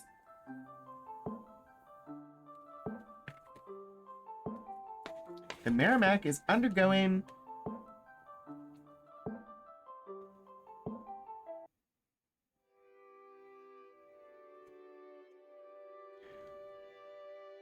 some. I don't think that's what it says. But I'm just gonna I'm uncertain what this word is. The Merrimack is undergoing something alterations and having her ports fitted with pendulums like the Monitors to defend the openings while the guns are run in for loading. These alterations and additions were not to detain her but 2 or 3 days, so I suppose she will soon be out again. Iron that has been sent up the James River to Richmond to be rolled into plates for their new gunboats. There is quite a presence upon the Merrimack, or there's quite a pressure upon the Merrimack at Norfolk by the people and press. This will certainly bring her out at an early period. Cannonading is heard every day in the direction of Yorktown, and yesterday a considerable amount was heard in the direction of Norfolk.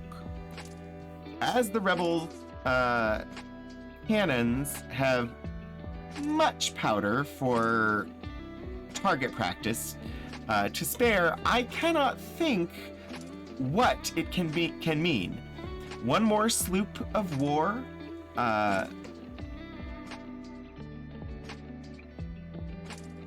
Kearsage? Kearsage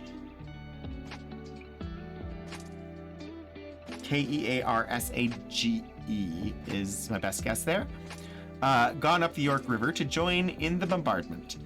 Weather is quite chilly and unpleasant, raining at intervals. Searching for the anchor yet. I love the drama of they lost an anchor and they just keep looking for it, and that's the most entertaining thing happening in the middle of this blockade at war. You had high enough turnover to make it worthwhile between beginning of deployment and the end of deployment. The Navy is silly. I only joined because the recruiters were throwing popcorn at each other. Sterling. I'm not sure that's a good reason, but I hope you got something out of it. Oh! P-squared. My brother was on the Kearsage, but a somewhat newer one than this one. It's interesting. A lot of these names I hadn't heard before. And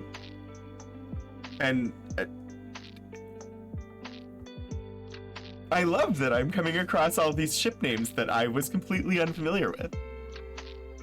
Monday, April 28th. Some practicing at a target from the fortress. Galena's still here, not yet gone to aid in the bombardment of Yorktown. One rebel steamer, name unknown, showed her nose around Sewell's Point, but soon put back.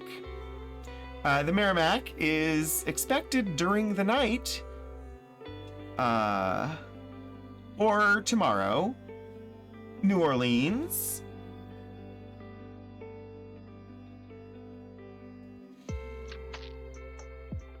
New Orleans something conquered.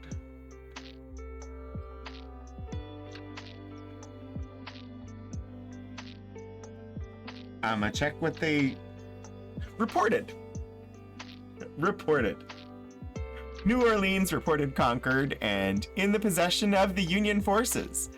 The rebels chained across the Mississippi, and their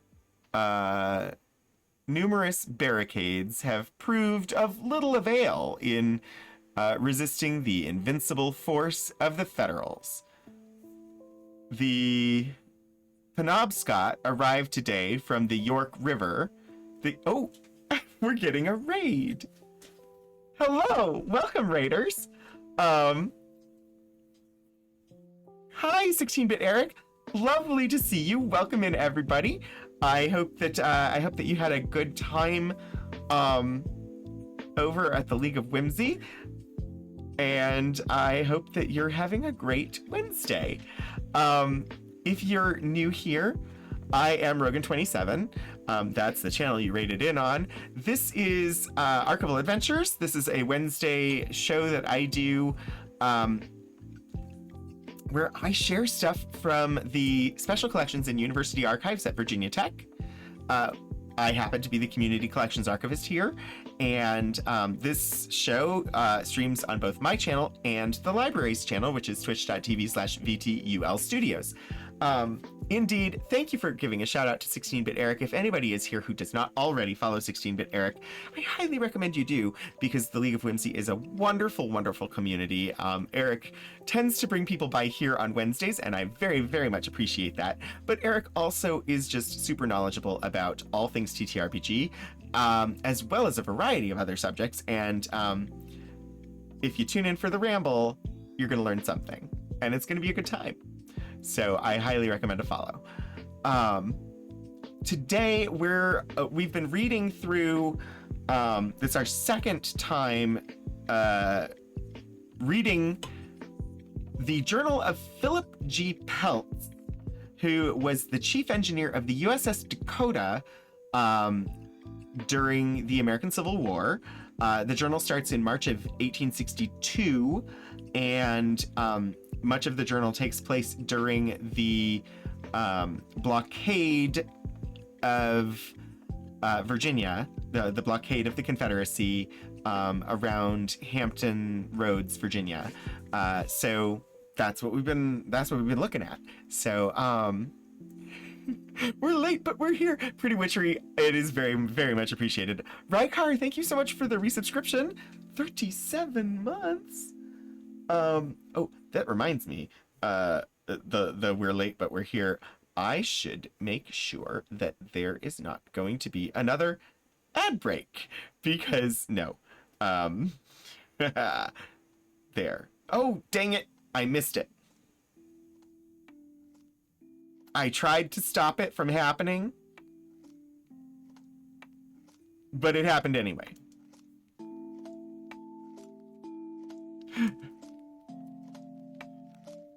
Oh, Lauren themselves,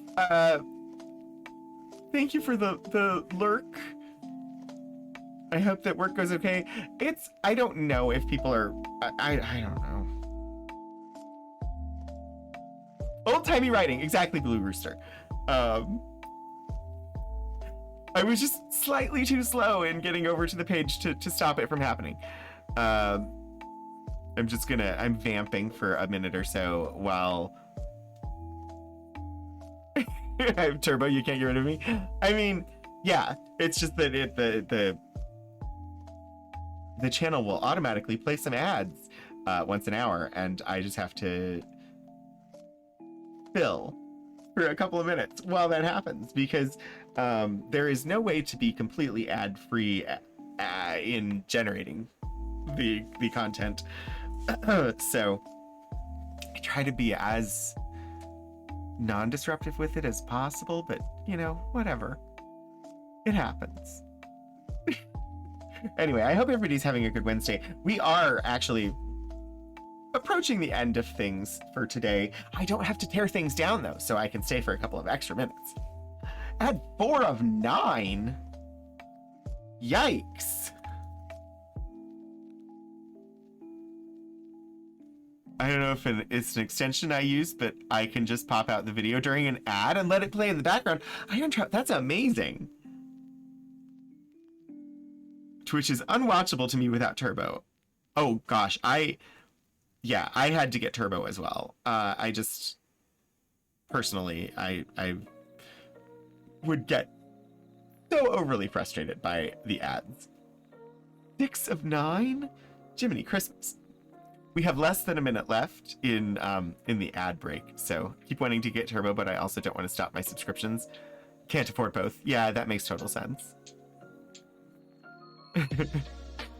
I wish I could control it as a streamer. Like, I don't mind in the video game streams when I'm doing like completely personal stuff, but when I'm doing this show for like that's tied to work, I would prefer that there just not be any, and I wish I could control that, but sadly I can't. Shadows of Life, a 3-stream streak. Welcome, it's good to see you. Okay, it is telling me that the ad break has ended, so we'll do a couple more entries before we close out for the day. This is just so interesting. This journal is so interesting.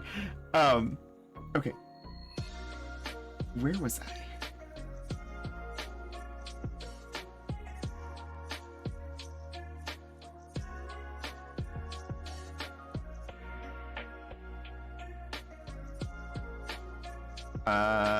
They heard about the capture of New Orleans. That's where I was.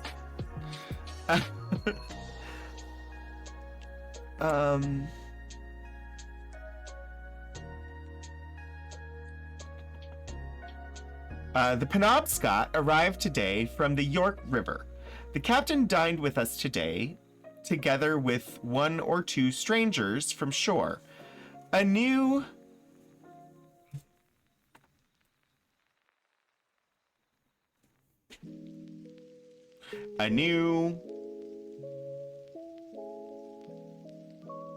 Lieutenant.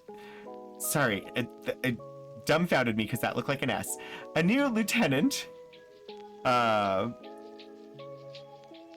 reported and took his initiating dinner with us.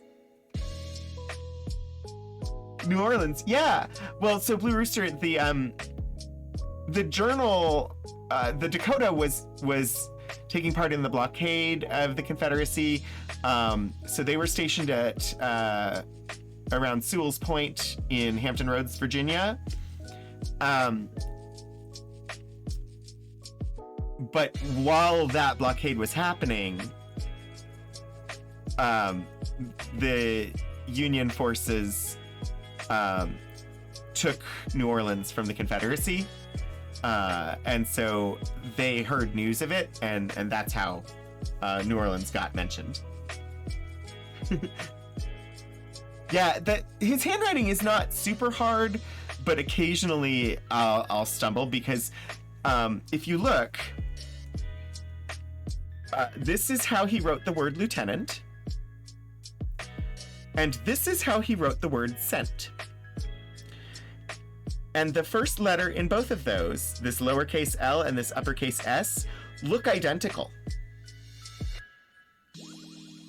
Like, they look like the same letter, but that's a lowercase l and that's an uppercase s. So, sometimes I just have to pause. It's weird to both envy and hate this handwriting. Should have pressed harder on the bottom of the L. Yeah. It's also, it has some commonalities with other handwriting of the period, but it also has very particular things that this person does. So, the crossing of the T's where it doesn't actually cross it and it occurs after the letter, super common. A lot of times, though, he'll end a word if it ends with T. It's just an upstroke and there's no cross, and that's it. So, yeah. Not bad considering he was writing on a ship. The handwriting is easier than many old-timey pieces, but still somewhat impenetrable. Yeah. The Y drop is so thick. All right, let's see. Saturday, May 3rd. Ooh, we've reached May. I feel like you're coming for my handwriting, TBH. Hey, I mean, my handwriting is not great at all. So I'm not judgy. It's just that sometimes it's difficult to read. See this one. That's a lowercase t right there. But to me, it looks like an R. Let's see. Sent my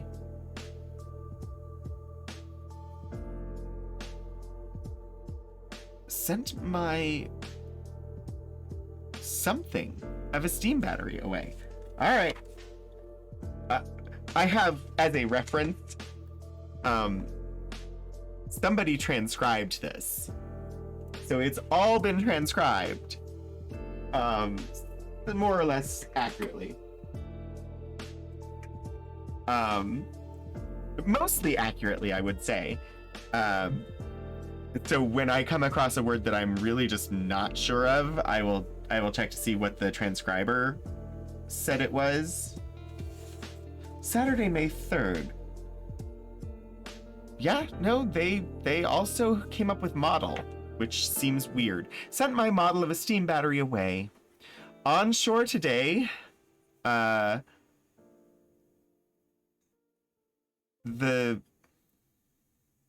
first time for some weeks.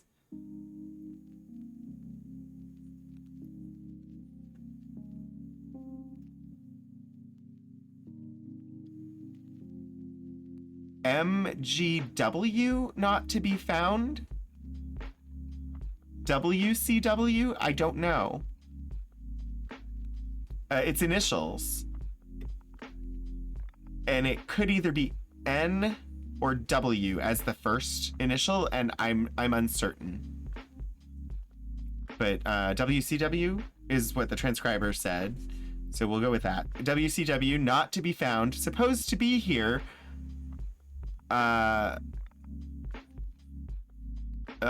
Supposed to have gotten into some trouble during his tour to Yorktown.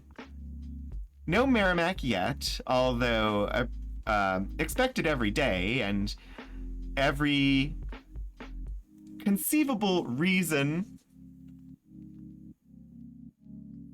entertained for her not coming. All the Merrimack's officers have resigned because they were afraid to bring her out and fight us. She's not officered with a new set of rebels. She's now officered with a new set of rebels who no doubt have ordered her, who no doubt have been ordered to her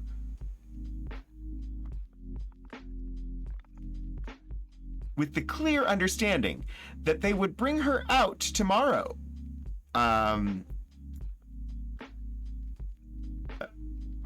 Is appointed for the day for them to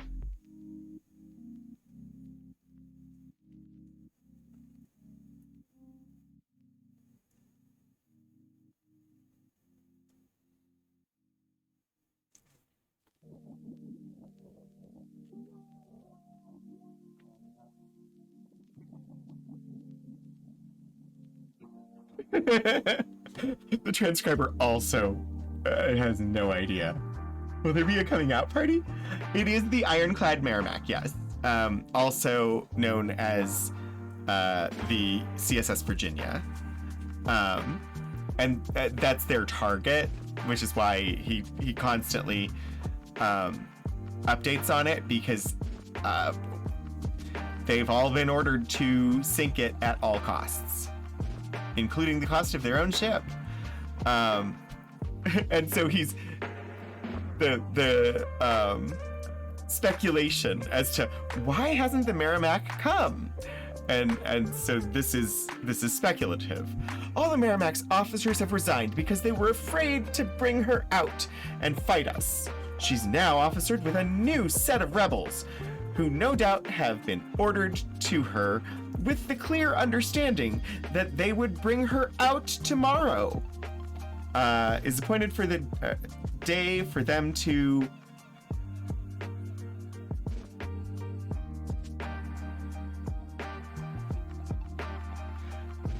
something their prowess?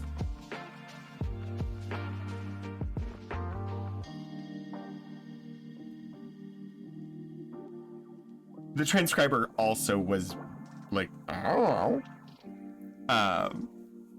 rehearse their, I don't know. I don't know what it says, but apparently tomorrow is the appointed day. All right. What time is it? Okay. Let's do May 4th, and then after this May 4th entry, there's a gap of 4 days. The next entry after this is not until May 8th, so we'll do May 4th, and then that's when I will wind down the stream. And the first stream in March, we'll be back with more of this journal, because it's really interesting. Sunday, May 4th. Received information from the flagship that Yorktown was ours. Cheered ship in honor of the event. The rebels driven about 20. The rebels driven about 20 miles beyond their stronghold, and the Federals following them in hot pursuit. Many guns captained.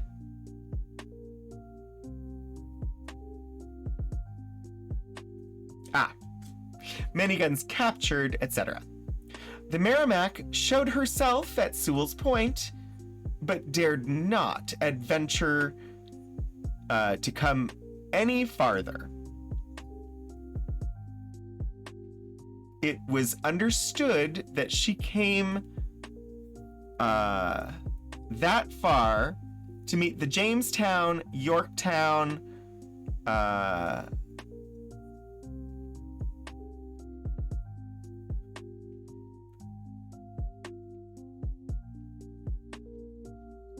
Leaze. I'm not sure. May 4th be with you, and you as well. Leazer, etc. It's a proper name of a ship, so it's the third one listed. They've got the Jamestown, the Yorktown,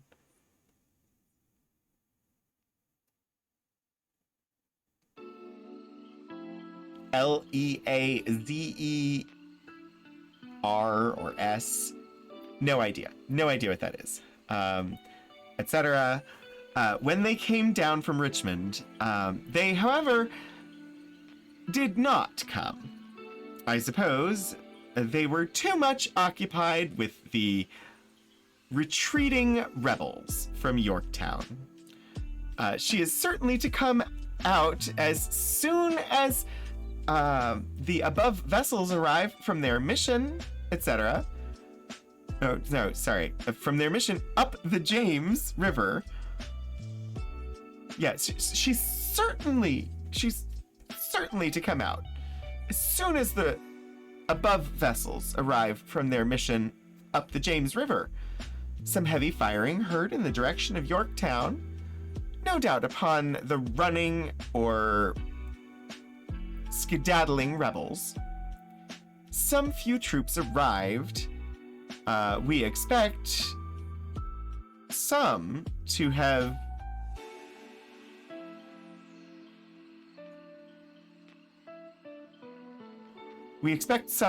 turned at Norfolk. When turned up, WCW turned up all right. Received a commission confirmed by the Senate, appointing me a chief engineer in the Navy of the United States. It could be liaison, Leazon, wannabe. I don't know. It would be a CSS. Let me look.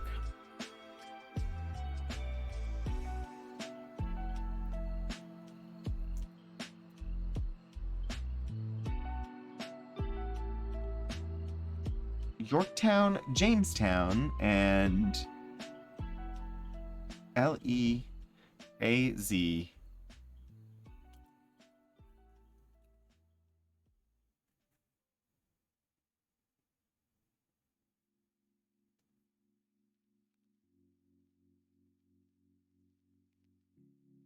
Yes, this is American Civil War.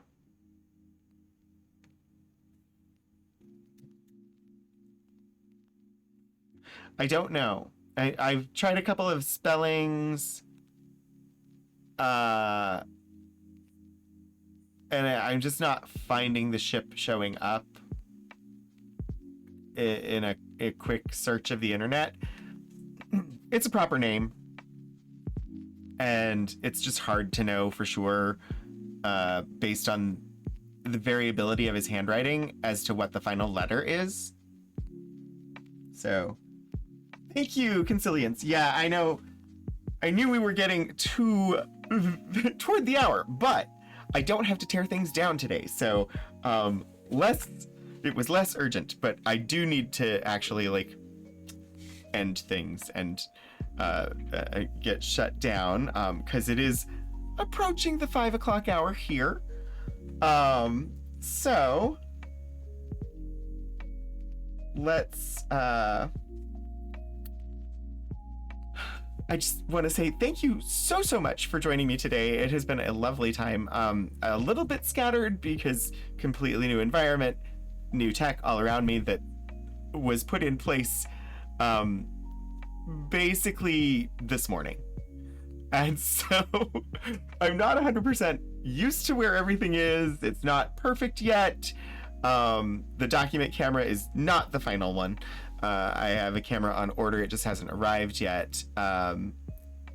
So anyway, I'm excited to have this as a more permanent space for the show going forward. Next time on Archival Adventures, I have a guest. So next week on February 14th, Archivist Kat will be joining me, and we will be looking at some NASA stuff. It should be a good time.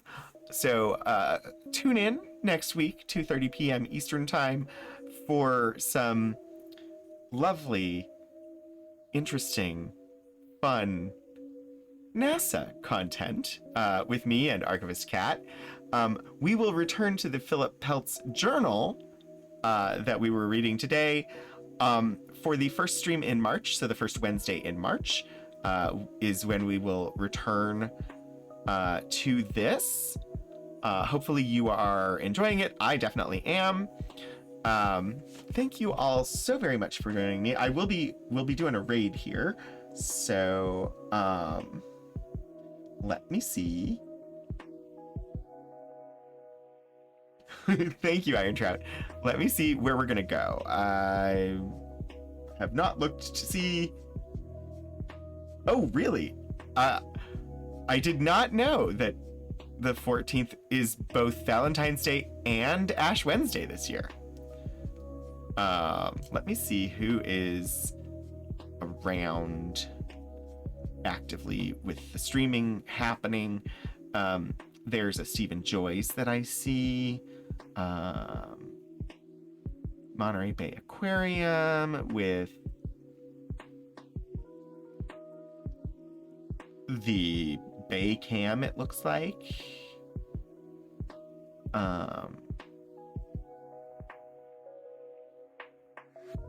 Since Mardi Gras is on the 13th, you just burn all the hearts. Yeah, there's a couple of options. I think because I enjoy doing it, and because